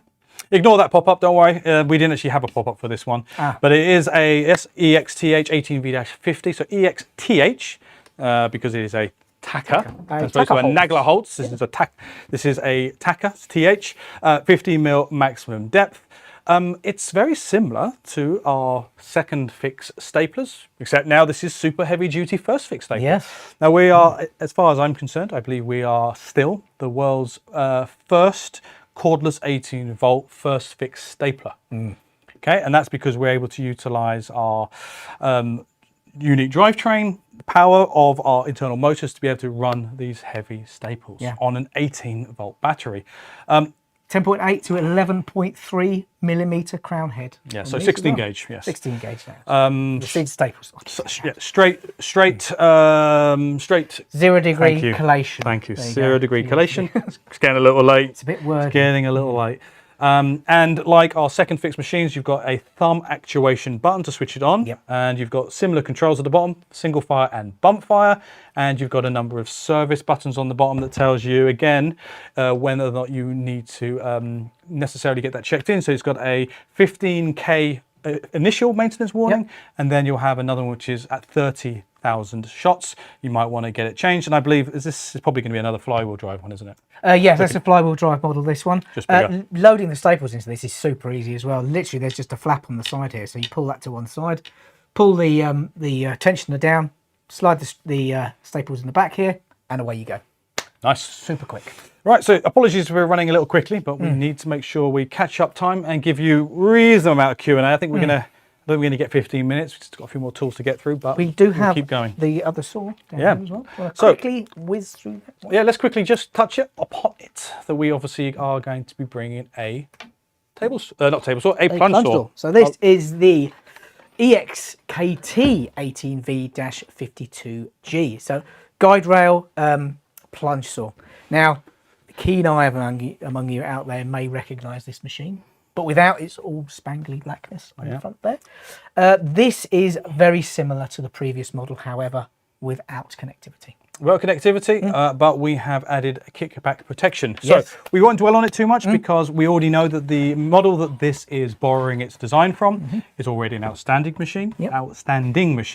I think maybe we've added a few things like the click and clean function on the dust bag. I was going to say that's on there. That's not coming off anytime soon. Very keen on push fitting that. There you go. So it comes with a dust bag as well. But click and clean is a nice addition to the system here. Kickback control makes a nice little addition to the product. And again, because it's an expert product, then you're getting that 5-year extended warranty. What we've got instead is we've got a little video. Is this a little video, I believe, of kickback control in action, because it's something that we can't quite easily demonstrate. Auto stop, another feature that the... The module has definitely been that's a different machine, my apologies. But it simulates the same thing there, showing that both machines have that kickback system. Right, let's move on, because I know we've got a lot of products still to get through. The next machine is an important one because we've got plenty of machines out there in the market when it comes to hammers. That's something we do really well. So yes, this one especially. This is a brand new machine as well. Right, yes. So we had things like our bi-turbo GBH18V-34 CF. But some people said it was a bit heavy. Yes. Had a lot of power. Yeah. But some people said, I would like something a little lighter. So this is super light, this one. This is the EXBH18V-32F. F meaning it has a removable chuck. There you go. Oh, I've run away with myself then. It's cool. So we have a removable chuck on the front there. I'll come back to the side handle because there's a little trick that this one does, but we'll get to that in a bit. You have the multi-function wheel on the top here, and the encased battery at the back. We've got the decoupled D handle at the back here for vibration reduction, and we've got a variable speed trigger. We've also got a nice vibration reduction handle on there as well. Really comfortable, really easy to use, but super light, importantly. Great. So performance-wise, you're looking at 32 millimeters maximum diameter in concrete and rebar reinforced concrete. It has, as you can imagine, kickback control, which is a very important feature that you'd expect on all of our rotary hammers nowadays. It delivers 4.5 joules of pneumatic energy, so really great when It gives lots of progress when working material, but also makes it really useful as just a chisel, especially to removing things like a lot of render. 4.5 joules is a real good Goldilocks amount of power. And if you're holding that machine up, chipping render, for instance, it's super light as well. With an 8... You can stick the 4 amp hour battery on there as well. You can. Cut down the weight on it. You can, but even with an 8 amp hour battery, you're only looking at just over 5 kilos. Yeah. Right, so power to weight performance, this is an outstanding product. Yeah. Now, we teased this product back in December, I think, we did. Dan. Yes. When we were showing some of the expert this tools. was one of the first samples that we got in. Dan let loose the fact that some of the social media influencers had attended our Pro Experience in Germany. Yes. And they had filmed content showing that up against a red competitor. Yes. Not the red competitor that used to, but the expensive red competitor. Yes. And it performed outstandingly. Yes. Which caused a lot of people that are fans of that other red brand to say, no, it's not true. It actually caused that other red brand to call us out. Yes. To which our response was, yeah, bring it on. Yeah, it's fine. Yeah. We've got nothing to hide behind here. No, exactly. We stand behind the product. Beast of a hammer for its size and weight. The interface on the back, I'll just swing it around so the close-up camera can possibly catch it, but it's probably not going to see the lights here. You've got 2 modes, 70% and 100%. In both modes, the machine has a slow start feature, so it always ramps up slowly as you go up through, as it speeds up.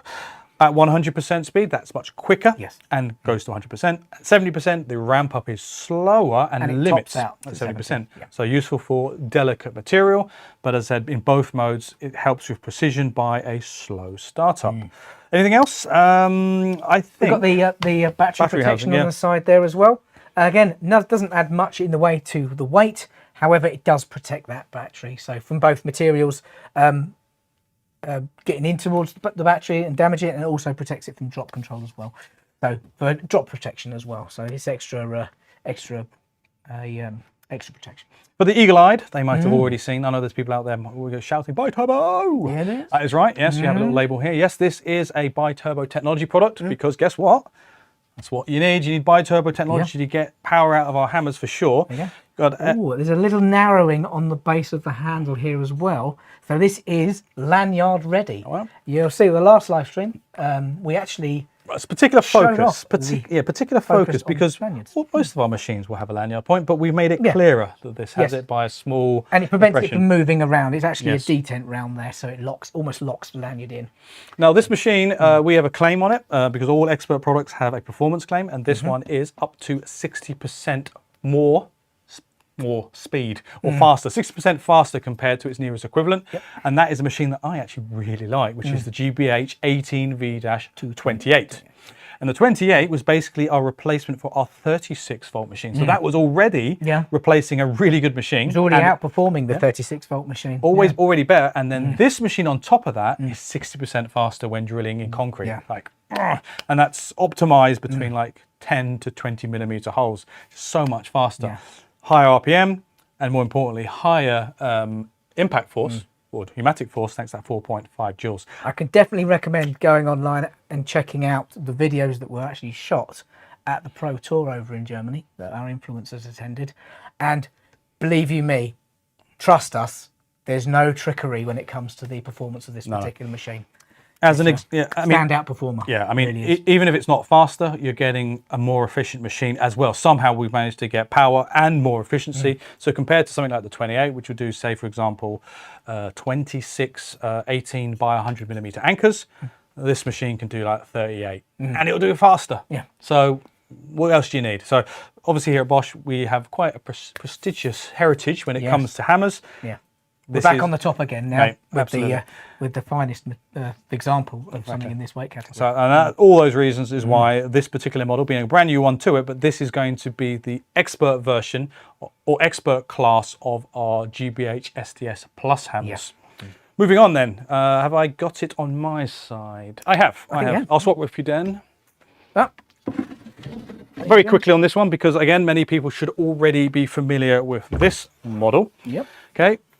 Make sure that gets all framed up. What we've got here is our SDS Max hammer, and this is going to be the EXBH18V-45. I can almost hear it in the chat already. Yep, that's why I'm going to cover it very quickly. Correct. This is going to be a rebrand. This machine already exists in the form of the GBH18V-45. Is it a C? It is a C, yeah. It was a C, I believe. Yes, I think it was. Tell me if I'm wrong. It's 7:45, so I'm struggling a little bit. But yes, let's cut the BS, so to speak. Yes, this is obviously going to be our most powerful SDS Max hammer. Massive 12.5 joules, up to a massive 45 millimeters in concrete and reinforced concrete. We were already there at the peak performance. Yep. So. It has all the same all the same specs and all the same safety features. So vibration control, kickback control, which is essential on a machine this big and heavy. And there's performance benefit over its nearest equivalent, which is the GBH18V-36C, which is obviously the entry-level SDS Max 18-volt machine, bi-turbo machine. This one's roughly over 2 times faster in performance. So again, if you need an SDS Max machine with loads of power and speed, go for the 45. And 5-year warranty. I'm really going to labour the point of the warranty on this because, I mean, how many other brands out there that are offering a 5-year warranty on their machines? Batteries, especially batteries and chargers as well. So, yeah, really a standout. Quick reminder. Yeah, I've just got a quick reminder. Because again, we want to include some accessories to point out that if you didn't check out our last live stream where we were talking about our brand new Expert SDS 8C bits, I just wanted to remind those, especially if we're talking about hammers, that we have a range of plus and max point and flat chisels that are now utilizing a Bosch patented laser cladding technique here to basically 3D print / laser it's almost melt. brazing. There is no actual term for it because it's so new. I'm going to refer to it as Bosch cake. Yes, icing. Icing. It's carbide icing. Yes. But it's a very expensive patented system that requires us to literally melt carbide and molecularly bond that to the tool steel.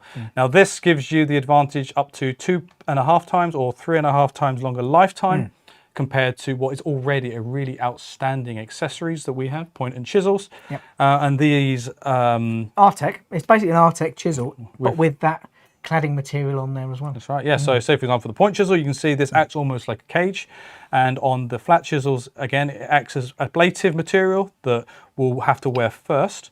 It reinforces the corners of the flat chisel to basically stave off that rounding effect that you'll get on a flat chisel anyway. So the Artec will continue to sharpen the chisel, but it will sharpen it at a flatter edge rather than a curved edge. And also another byproduct, because you've got a reduced surface area, it does help reduce the likelihood that your bits are going to get stuck in the material too. So it helps you loosen them off as well. So it's a twofold benefit. Really noticed that in Germany. That was they don't get lodged in the material as much, and you don't have to spend all that time pulling the chisel back out again. But as I said, the main point with these bits, and if you want to see in a bit more detail, Dan and I go into that in a little bit more detail, explaining the real advantage and how we can make those claims of 2.5 and 3.5 times longer lifetime from this Bosch patented laser cladding technique of carbide. Okay, so it helps prevent the deforming and mushrooming of your bits. So if you are going for an expert machine, get an expert battery for sure. And always consider your expert accessories. Right, okay. Next machine. Oh, yes. You give me the heavy ones again. Yeah, giving down the heavy ones. This is a machine that we teased in the December live stream. Machine that we have not had in the market. Actually, it's not that heavy. I was going to say. You've only put one battery. It's just psychological. Yeah. It is. Here you are. Have another one. There you go. Okay, so the advantage of this machine, or the point of this machine, is it's something we've not had before. There you go. So we can't claim that this is a rebadge or a rework. No, this is a completely brand new machine. Brand new. So this is the EXDB18V-180. So this is a core drill. Finally, diamond core machine. Diamond core drill. Okay. And again, as I said, it's actually not that heavy. No. Naming structure easy. 2 18-volt batteries as per what you can see here, and a maximum drilling diameter. Well, technically it's 182, but we wanted to round it up. Round it down. 180. Should have rounded it up. No, 182 millimeters. Constantly conservative. That's what we do. So again, nice control panel on the top here. We've got individual battery state indicators on here. So A and B, you can flick between the two. So A, B. I know now that battery B is more charged than battery A. So we've got an imbalance here slightly, but that's fine. It's got kickback control, as you'd expect. On something with this much power and this much torque, kickback control is essential. We do have speed control on here as well. Gears.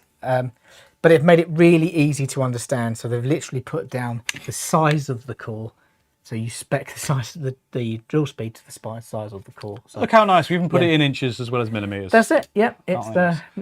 Yeah, and there you go. Now, it's not just a wet core cutter. It's a dry core cutter as well. All right. So you can run. First off, wet core. Wet core. Then obviously that's you put in for water suppression. Yep. If I tilt this up here. Yeah, well, Dan's fitting that. So. Water suppression with a tap, which you can obviously adjust the flow rate. Yep. And if you don't want to do that and you want to use it for dry cores, then you have got a friction fit dry dust extraction unit as well. And that fits on it exactly the same way. This one I always struggle with. It's because it's brand new as well. It is brand new than the... Tool fitment is standard. It's going to be your 1 3/4 UNC. There you go. And also your 1/2 inch G. I think it's via an adapter. So yes. Internal and external. That's it, yeah. As well. Okay, no load speed. So in the lower gear, the higher torque gear, you're going to have 650 in first gear, and then you've got 1500 RPM in the faster gear for the smaller accessories. Yeah. We've got a little spirit level bit on the top here. DOS. And another one on the side handle so you can get the plumb right as well. Important, yes. And also, there is a stand for this as well, which is the GCR 180. Version 2. Version 2. Yeah, this is a great bit of kit. So much flexibility on this particular core stand. I thought about bringing it in, but I was like, oh, it's too much stuff in the studio already. So take our word for it. Feel free to, there'll be a video going out at some point. Yep, and it's on the website as well. Yes. Now, this isn't part of the Expert range. This comes under Pro. Yep, because it's kind of an accessory kind of attachment. So it doesn't come under the Expert range. However, as far as the flexibility and usability of it, you could almost spec it as that. It's a really nice bit of kit. Main thing I like about it is the fact that it obviously mounts via the normal fixture mounts, via anchors, but I also like the fact it has an integrated vacuum mount too. Yeah, so if you're actually coring into tile floors, then you can use the a vacuum pump to actually draw it onto the surface itself. Obviously, you have one T-bar handle that you use to adjust the rake angle of the machine as well. Yeah. And again, that's also got a third spirit bubble on it as well. So really, there's no excuses for not getting it right. Excuses. Okay, last points, as Dan points out, because it's 2 times 18 volt, obviously it's designed to do really large 182 millimeter cores, and that's all because of, guess what, bi-turbo technology. Yes. And that gives, thanks to 2 18 volt batteries here, that allows this machine to produce up to 2,500 watts. Yes. And although it drives a lot of power and you can be super aggressive, the overload switch on there helps you make sure that you're not stressing the machine out. You want it balanced nicely between green, yellow and red, just in between there. Yeah, flicking between green and amber. Perfect. You're going to get the best performance. Balance it between red and amber. I knew you were going to say that. But yes, a little bit of mechanical sympathy. No, it's got guts. But you can do it. And I'll be confident doing this handheld and really going for it because of the kickback control means if I do something stupid, hopefully the tool will be smart enough to stop me from getting hurt. And I know I played around with the fact that it's heavy, but really, it really isn't. It isn't at all. Yeah. There you go. Okay, right. Last couple of machines. We've got to be fast because we are running out of time. I promised Q&A time. We might have to overrun a little bit just to make sure the chat. I'm sure Simran was going to want to go home at some point. She's having too much fun watching all you guys moan and whatever you're saying. Are you complaining? Who's complaining? We'll come back to you. Actually, no. Simran, should we stop for a second? Yes. Or should we keep going? It's up to you. There were quite a few questions on nailers if you want to... Oh, yeah. Come on, let's do that while I put this machine back. Come on. Right, so we got the first. Okay. First of all, will all the Expert nailers have solid metal cartridge cases instead of the plastic on the tacker? These are metal ones. Yes, they are. And I think there's quite a lot of metal element in the tacker as well. This one, but the nail guides for the first fix nailers are predominantly metal where they need to be. Obviously, you're going to have a lot of nails travelling up this. So yeah, metal mechanism within there. Yes. There will be plastic elements to keep the weight down, but yeah. Some confirmation of just that is only one of the nailers that are being released right now. Just the tacker, just the stapler currently. The other two have been pushed back, but they would have been pushed back for a very good reason. Obviously, like we said earlier, we wait for things to be absolutely tip-top perfect before we put them out on the market. It might be something as simple as they just need to iron out international not qualification. Kite marking, that sort of thing. Yeah. Or potentially Certification, that's what I'm looking for. certification. Yeah. Or maybe they feel they want to improve something even further. Yeah, possibly. Maybe a new technology. I mean, we're patenting stuff all the time. So maybe a new technology is coming along and we want to incorporate it and make it even better. Yes, but we know our chat here, they know what it's like. What's the next few months? What's the next few months? We've been waiting for a first fix nailer for a decade. Yeah. More than likely it's red tape, I would imagine. Legislation. Yeah. Let's keep going. Yep. Would there also be a long magazine for nailers? Yep. Yeah, we covered They're that. going to have an extended magazine. There you For go. the first fix nailers, not the tacker. I think the tacker currently has a fixed magazine. The first fix nailers, the MR and the MD will have an extended mag. But again, it's so easy to literally flick the staples in there. Yeah. And you get loads on a rail anyway. I mean, unfortunately, the fire rate's so fast that, maybe they do want Yeah, okay, keep going. More questions, please. This is on the circular saw, but will we soon see a larger cordless circular saw with an 85mm cutting depth?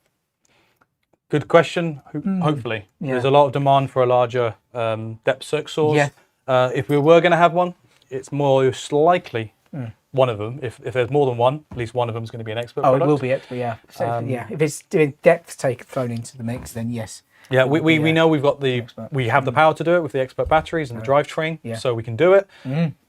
Maybe we're just seeing how big the market is for something like that. Over the coming months, you're going to see an awful lot of higher powered machines come to the market. They will be dual battery ones as well. But it's well worth watching this space because we're going into areas of construction where we've never been before. So again, watch this space. What is the weight of the nailers, as they seem quite heavy? I'll have to double check. Let me check my notes quickly. Let's go to the next question and I'll find out for you. Next one. This is to do with the hammer drill, but how well does the hammer drill cope with the hole drills? Hammer drill, which one? Because we had two, didn't we? The SDS or the SDS Max? Or Fine. the SDS? If you want to clarify that, we'll answer that in a minute. The Yeah. nailers are 4.5 kilos. So personally, I'm not the biggest guy. I have no problem with the nailers.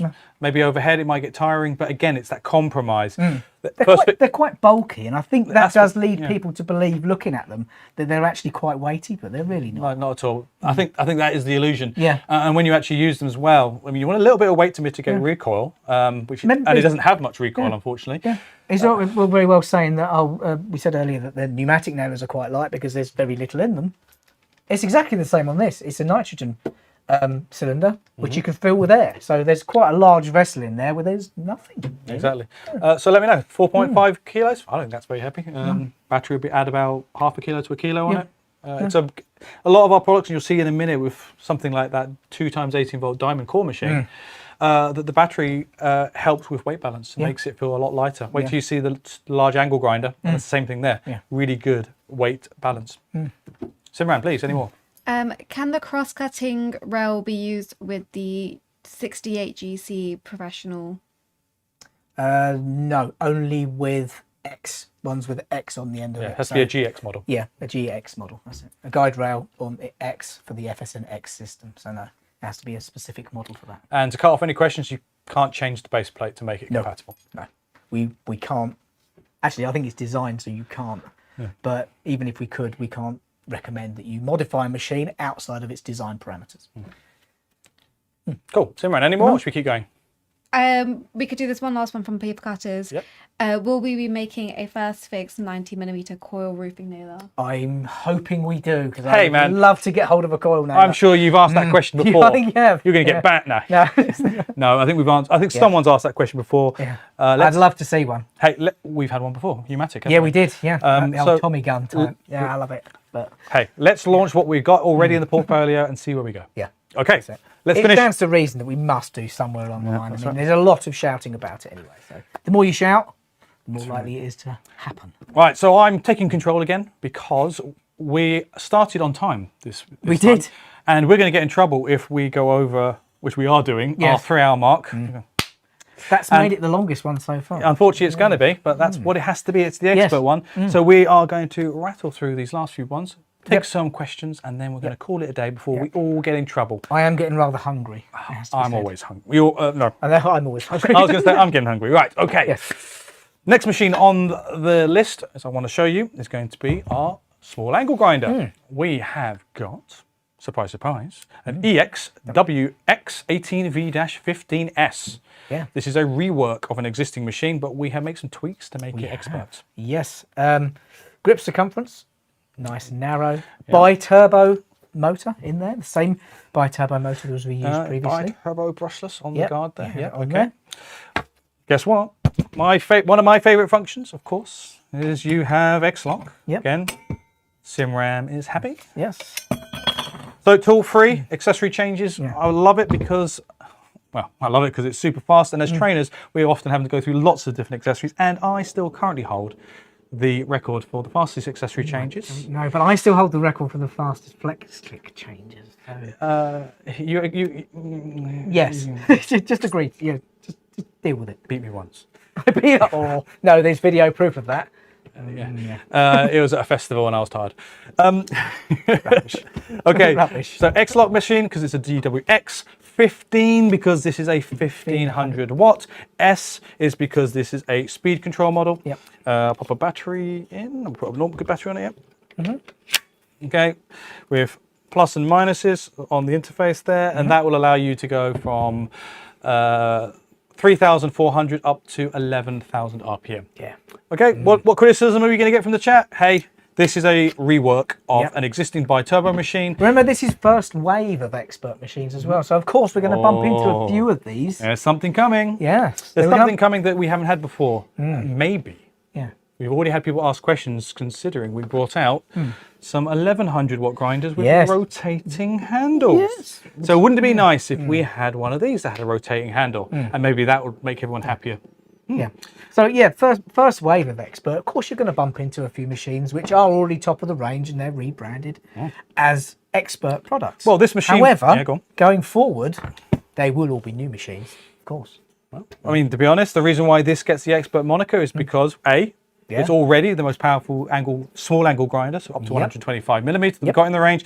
This has up to 65% more power compared to the nearest equivalent model, and that's what bumps it up there to an expert machine. Yes, it needs to run an expert battery or a double layer Procore because it's bi-turbo technology, but loads of power, lock-on switch, kickback, drop control. 5-year warranty. 5-year warranty, metal cutting guard, quick as, so easy actually to get that on and off. There's nothing else you could need when it comes to... And the black sparkly bits to go with it as well. I think the black paint is even slick, allowing you to get the hood on even quicker than compared to the normal metal.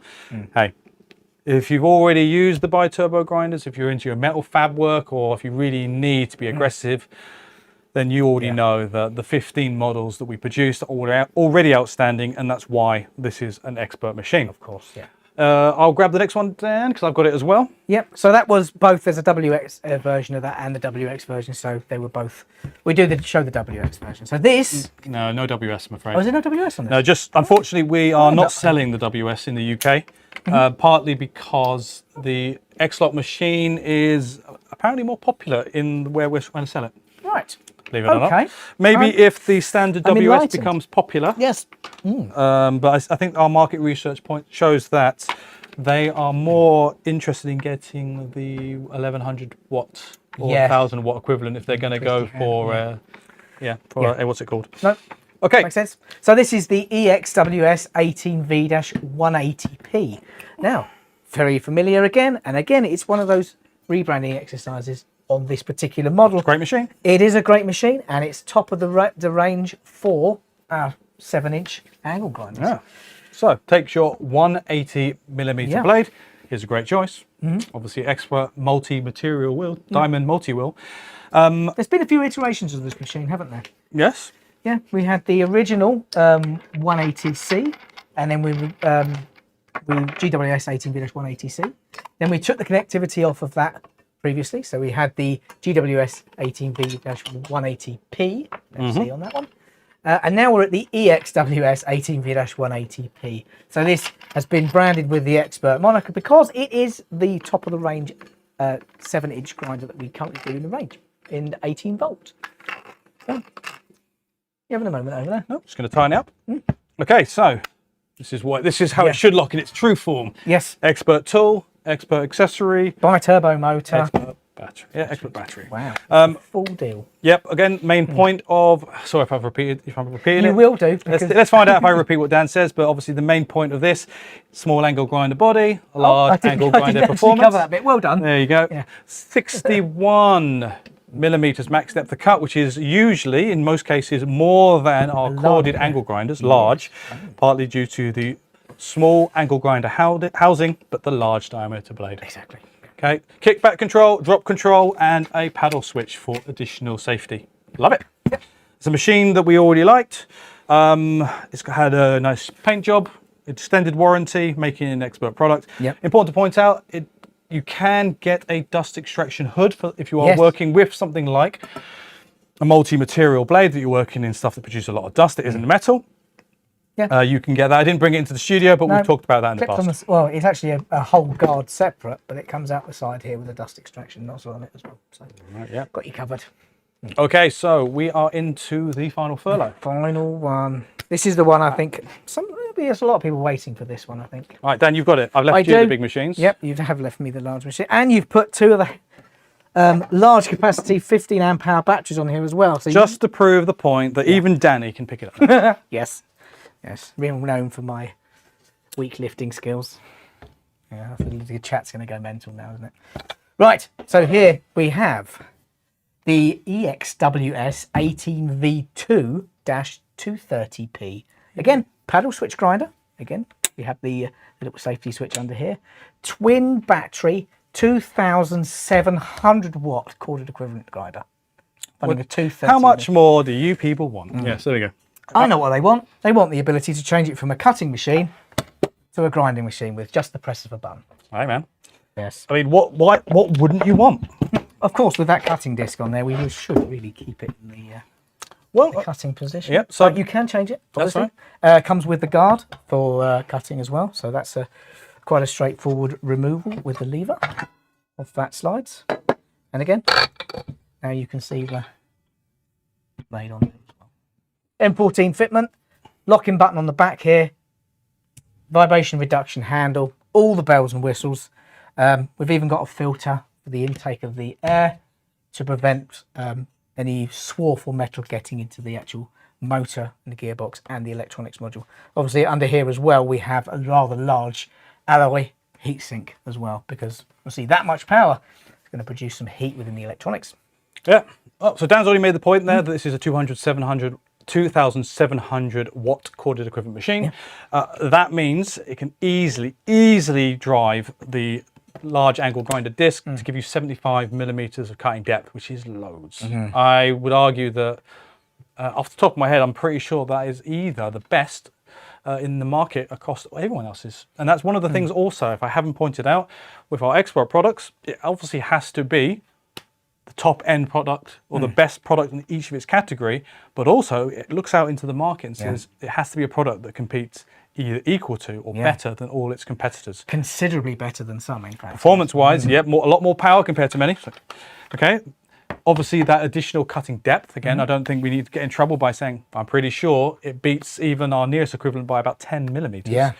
And also that rotating handle is a feature, again, that makes this an expert product because it's stuff, you know, it's all these features combined that makes it ahead over others. With all of our other grinders as well, you can switch the cider handle from side to side depending on whether you're right-handed or left-handed. This obviously set up for what would be a left-handed person. It's got obviously a intelligent brake to slow down the accessory, but as always, favorite feature, kickback control. So yes, hand holding a large angle grinder, I can't say has never been safer, but has never given me more confidence when working with them because, hey, I don't tend to use them that often. They can be intimidating, but having the confidence that it's got a number of safety protection control features really reassures me. And that's one of the reasons why I like talking about products, and I like working for the company because this is always one of the main things and the priority to make sure we're making tools that A, powerful and to make sure you're productive, but offer that safety feature, safety functionality. Yeah, so I mean, considering obviously we've got no batteries at the moment, but it is super light as well. Much lighter. I mean, anyone who's used a corded, for instance, large angle grinder, the weight on those is quite considerable. This is really quite light. While I'm doing that, Dan, feel free to waffle on because I just want to make a point about. We should all watch and see how critical. That's how easy it was. All I wanted to say is, as you Dan that was points easier out, than you thought it was, wasn't it? well, I'm Professional. I'm a qualified trainer. As Dan points out, the balance on the machine, because of the placement of the batteries, makes this. Really nice. Hey, it's a heavy machine, but the fact that the balance makes that comfortable when you're using, because you are going to be hand holding this. It's pretty good. 2.8 kilos without a battery. With batteries, you're looking about 6 kilos. Hey, I've seen metal workers. They're units. They'll be fine. Okay. We made it. We made it, ladies and gents. What should we do? What's the team looking like? They're surviving. Just we'll do a few more. in there. We'll do a little bit of questions, and then Rebecca's over there, head in her hands, nodding off. That's right. Yeah. So we'll do just a short Q&A session, and then we'll call it a night. So Simran, let's hit us. What do we got? Okay, well, just on this angle grinder, the chat would really like to see X-Lock on this. I would love to see X-Lock on this as well. I believe currently only probably red taped 4125 fitments at the moment. It'll be the fact that the accessories XL X-Lock would be great to run a larger machine.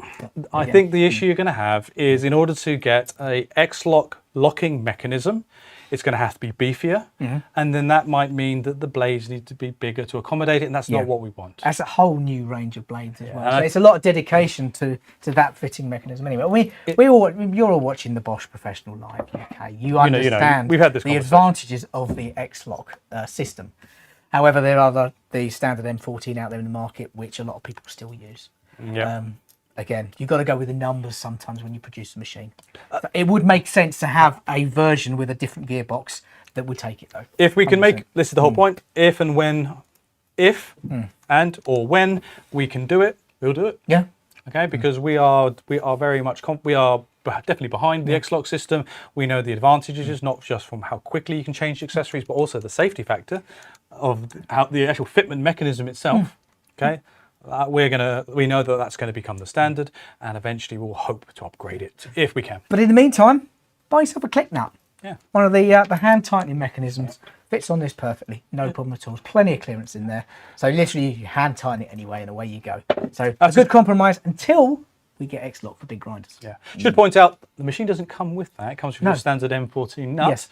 There's your upgrade. A little optional extra there. Yeah, cool. Simran, please, any more? Have all the tools that have been upgraded to Expert still exist in their original form? They'll be in the market for a while, because obviously dealers will still have it. However, from our perspective, these machines will effectively have been discontinued and will phase out. They'll be phasing out throughout the year. So if you still want one, feel free to buy it. If you don't want any of the Expert features, or the additional warranty, feel free. They're still excellent machines. They'll be out there in the market for a little while longer, A few questions on Expert gardening tools. So is there a chance of Expert gardening vac or a more powerful leaf blower? To answer that question quickly, yes, there will be Expert lawn and garden products, but they won't be in the first few waves. No, definitely not the first two. Maybe we might have something at the end of the year. We'll let you know as soon as we can tell you. Yes. What are the Expert drill options for short dry socket drilling? Short dry? I've just felt like I've just ventured out of my depth. Hey, if you can clarify it. Clarify what you mean by that specifically and why that'd be a different tool. I don't know anything in the roadmap that refers to that. No. We'll see whether or not you pop it in the chat what you mean by that, and we'll try and answer that. I'll keep an eye on that. Yep. Cool. Simran, any more, please? Back to gardening, but will the Expert battery make a larger difference for a grass trimmer? For grass trimmer? It'll be. If you can put the 15 on there, you're going to get longer runtime. There'll be that. It's whether or not tabless technology is needed for a grass trimmer. It's not particularly high draw. Lawnmower. Well, yes. Yes. Lawnmower. Well, obviously, we've got the new land drive mower out as well. But yeah, that would make advantage of both the cooling facilities that are given to you, obviously, with the expert batteries, but also the additional runtime of running two 15-amp batteries in there. We're obviously going to get. But for a line trimmer, I think line trimmer. You'd be line trimmer. You'll just pick a battery for the runtime. You won't need the additional power or power tablets unless you want to go for a 4-amp power battery. Yeah. But actually, the line trimmers. I find that the heavier, slightly heavier batteries balance out the weight of the machine much better as well. So that's an advantage to a larger battery. Really. Yeah. So you'll find with the line trimmers that at the moment they're not particularly high draw. Even the new bike handle line trimmer, it's not particularly a high draw machine. So there's no harm, but you won't get the most advantage out of an expert battery. But if you've got them, run them. Yeah. Yeah. Are we getting a new expert chainsaw? There are things coming to the chainsaw range that I know about. There's going to be quite a range of them, in fact. And there's also... they're going to go smaller than before they go bigger. Yeah, smaller, and then they're going to go bigger with longer bars. And see, there's... You want a felling saw, don't you? Okay, well, we can talk about it. Then, yes. Well, no, you want one. I can't tell you if we're going to have one. If we do have one, I bet it will become expert. That's all we can say. That's fair. Yeah, but we know that we are going to expand our chainsaw range, as Dan points out there. Yeah, 100%. Okay. This was a question that I previously asked, but I don't think the answer was. Oh, just clarified something. Yeah. So, can we expect an expert SDS plus chisel dust extraction accessory for the EXBH18V-32F? I think you spoke about drilling instead of chisels. Yep, obviously you can chisel with that machine. If I grab it a second, there's one thing we didn't actually mention with that. I teased about it, but never got back round to it. So on the front of on the side handle here, we mentioned the side handle, but this has a mechanism whereby, I'll try and remember how to do it now. You can pop this section out. So that's your depth stop section. This comes out, and there's an accessory that we've had on the market for quite some time now. Which is a GDE16 CLO. 16 fits onto here, clips onto there, and that allows you to have a dust extraction hood on this as well. Yeah, we have an accessory already that you can retrofit to this machine. Fine. If you join the live stream, that's fine. We did mention it earlier because we said that we doesn't have an onboard dust extraction facility, but it has an LEV system. Yeah. Simran's question about, I think that was SDS plus chiseling. I will double check whether or not the collar, the sill, the clamp round one. The hex. We have a new version of that as well, which is slightly longer, but that has adapter pieces which will fit around this. We'll take into account that this has a smaller collar. Yes, but my interim, my suggestion still, however, might be a cheaper option, is to use the accessory, which is the SDS clean chiseling adapter. As long as you're using Bosch chisels that have the reflection point, then that actually just sits on the chisel, plug on your extractor, and then it's irrelevant of what machine you're using because its compatibility is based on the accessory. Hey, use maybe the 8C chisels with the SDS clean adapter. I forget something. There's so many different options, or so many different routes you can actually apply to chiseling as well, even up to the 27 kilo. That's right. But that has to be a LEV system, so you need to run an extractor for chiseling. We don't have an onboard chiseling dust extraction system. It's only drilling. So I hope that's covered all the possibilities of your question. Simran, any more? So with the diamond dry socket drilling, I think he's asking what would you recommend for it? Oh, is it the core drill you're talking about? Maybe he means dry socket drilling. Maybe that's what he means by the core drill. What was that last bit? Sorry. Just what would you recommend for diamond dry socket drilling? Just standard dry core cutters, dry cores. Yeah, as long as it fits the machine. You just need the adapter to go between the two. Yes. In our accessories catalogue, we have a range of dry cores. Maybe what we'll do is we can have a look at, maybe we'll send a link to the relevant dry core range. As long as you get one that fits the machine, you should be fine. There's a range of adapters. Has to be said, I've got one on order. Hasn't turned up yet, but I do have one on order. So they do exist. They are in the catalogue. It's just the machine's so new, and we haven't done a core machine in this country for quite some time now. It's going to take a little time for the adapters to come in. But yes, that's fine. Yeah. Okay, so I'm getting the, we'll do a few more questions, but I'm noticing maybe the fact that our live stream is so long, it's getting so massive that we're going to start struggling with our bit rate. Yeah. So we might have to call it. We might have to call the live stream to an end shortly, just because YouTube can't handle the awesomeness of this live stream. So we'll do a last few questions and then we go home, and you guys can have dinner, and then we can have dinner. It'd be great. Simran, last few questions, please. Yes. Do Procore batteries fit expert tools? Yes. Yes. And they'll work just as fine. Yeah. You won't get the you won't get the full power out of it, mainly because you'll get the full power of the machine, but you won't get. You'll get limited wattage, basically. But at the moment, with its existing range, Procore batteries will run all of the machines at full power. Yeah. Oh, sorry. As long as you get the 5.5 and above. Yes. Remember, the 4 amp hour is only 48 amps. Oh, yes. Sorry. Very important. Yep. Okay. This is a question from earlier. So why is the GDS 18V 780 part list show the gearbox stripped down with each part available, where the GDS 18V 750 you've got the complete bit gearbox? Well, I think it's not technically an expert question. So I think what we can say is, hey, I'm unaware of that, to be fair. Yeah. We'll cover that in the Q. If you want to cover that in the Q&A. Join us. I have to do a bit of research. Join us on another live stream where we'll talk about that. We want to obviously keep the questions more focused on the expert products for this one and then the next live stream. So not that we don't want to answer your question, we're very happy to. We'll have a look at it. Maybe you can put it in the comments below. But again, if people are logging on to watch an expert live, unfortunately, they probably don't want to listen to a non-related topic. Yeah, I could waffle on up to updated parts drawings and all sorts of stuff. Obviously, because it's a new product, but I will do a bit of research into that. But that is definitely a perfect topic to go into detail on a Q&A live stream for sure. Yeah. But again, I don't want to dissuade you. It's a good question. We like answering questions, but for this live and the next one, we're being very focused on it. So apologies, but we don't know. We'll have to look at that. Yep, I will look into that. Okay. Any more, Simran, please? What's the difference between the expert EXLL 18V 120 33 versus Love it. GLL? No, it's okay, Simran. It's fine. It's fine. It's fine. Yes, I haven't even bothered to learn the name of that. So I passed that one off to Chris. Impressive. I'm very happy that whoever wrote that question knows the question. I'm very happy that Simran even attempted to do that. Yes. Let's point out next live stream is on March 25th. Okay, and that will be on the Expert Measuring Tool live stream, where you'll be able to ask all your questions about all the new Expert range of measuring tools, including the EXLL18V-120-33CG.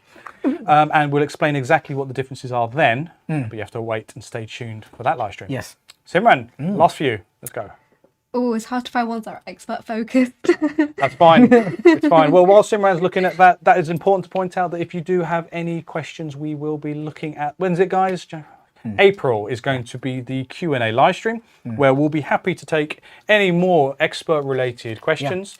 We'll also be happy to take all your non-expert, so your pro or accessory-related questions in that Q&A.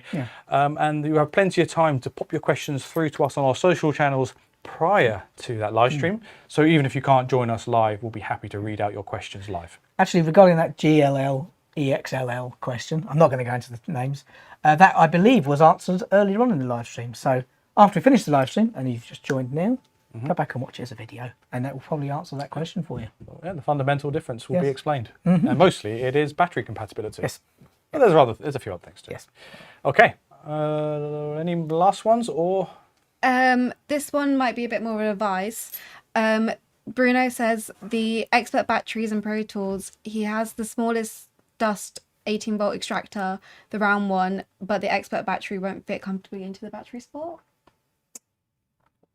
The round one. That will be the 10. Is that the 10?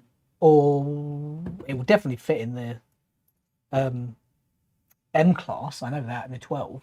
It'll fit in both. Yeah, it does fit in both. I mean, if it won't fit in the 10, the Pro Cores would... sorry, not the Pro Cores, but there was a specific adaptation to have no battery top. Yeah, you pop the lid off. 100%. There's an extra bay that you put in. 100% expert fits in the M class.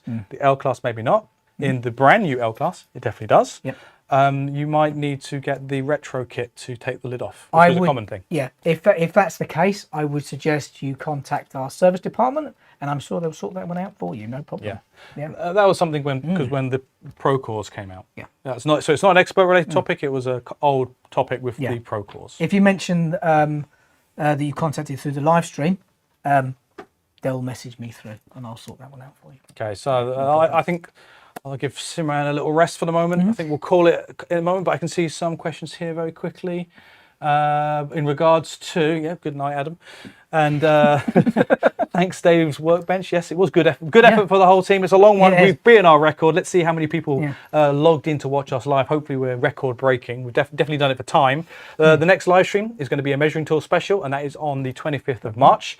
So feel free to join us then. It's going to be hopefully a little bit shorter one, not as many products, but still equally important, because we'll be covering our new range of expert electrical testing tools.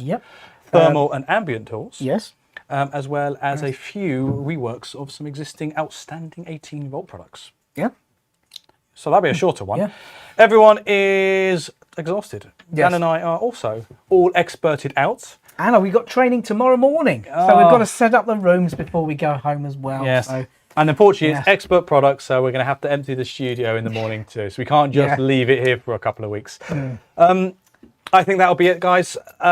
Hopefully we've done our best to answer as many questions as possible. If you enjoyed this live stream, as always, don't forget to like and subscribe if you aren't already. If you aren't subscribed, shame on you, because if you're not subscribed, you're going to miss all this excellent. All you've got to do is press the button. And that's it. And then you'll constantly be updated with lovely technical juicy goodness from us here at Bosch Professional Live UK. And the more people that like and subscribe to this YouTube account means we all probably get paid more. Yes, that's it. So feel free.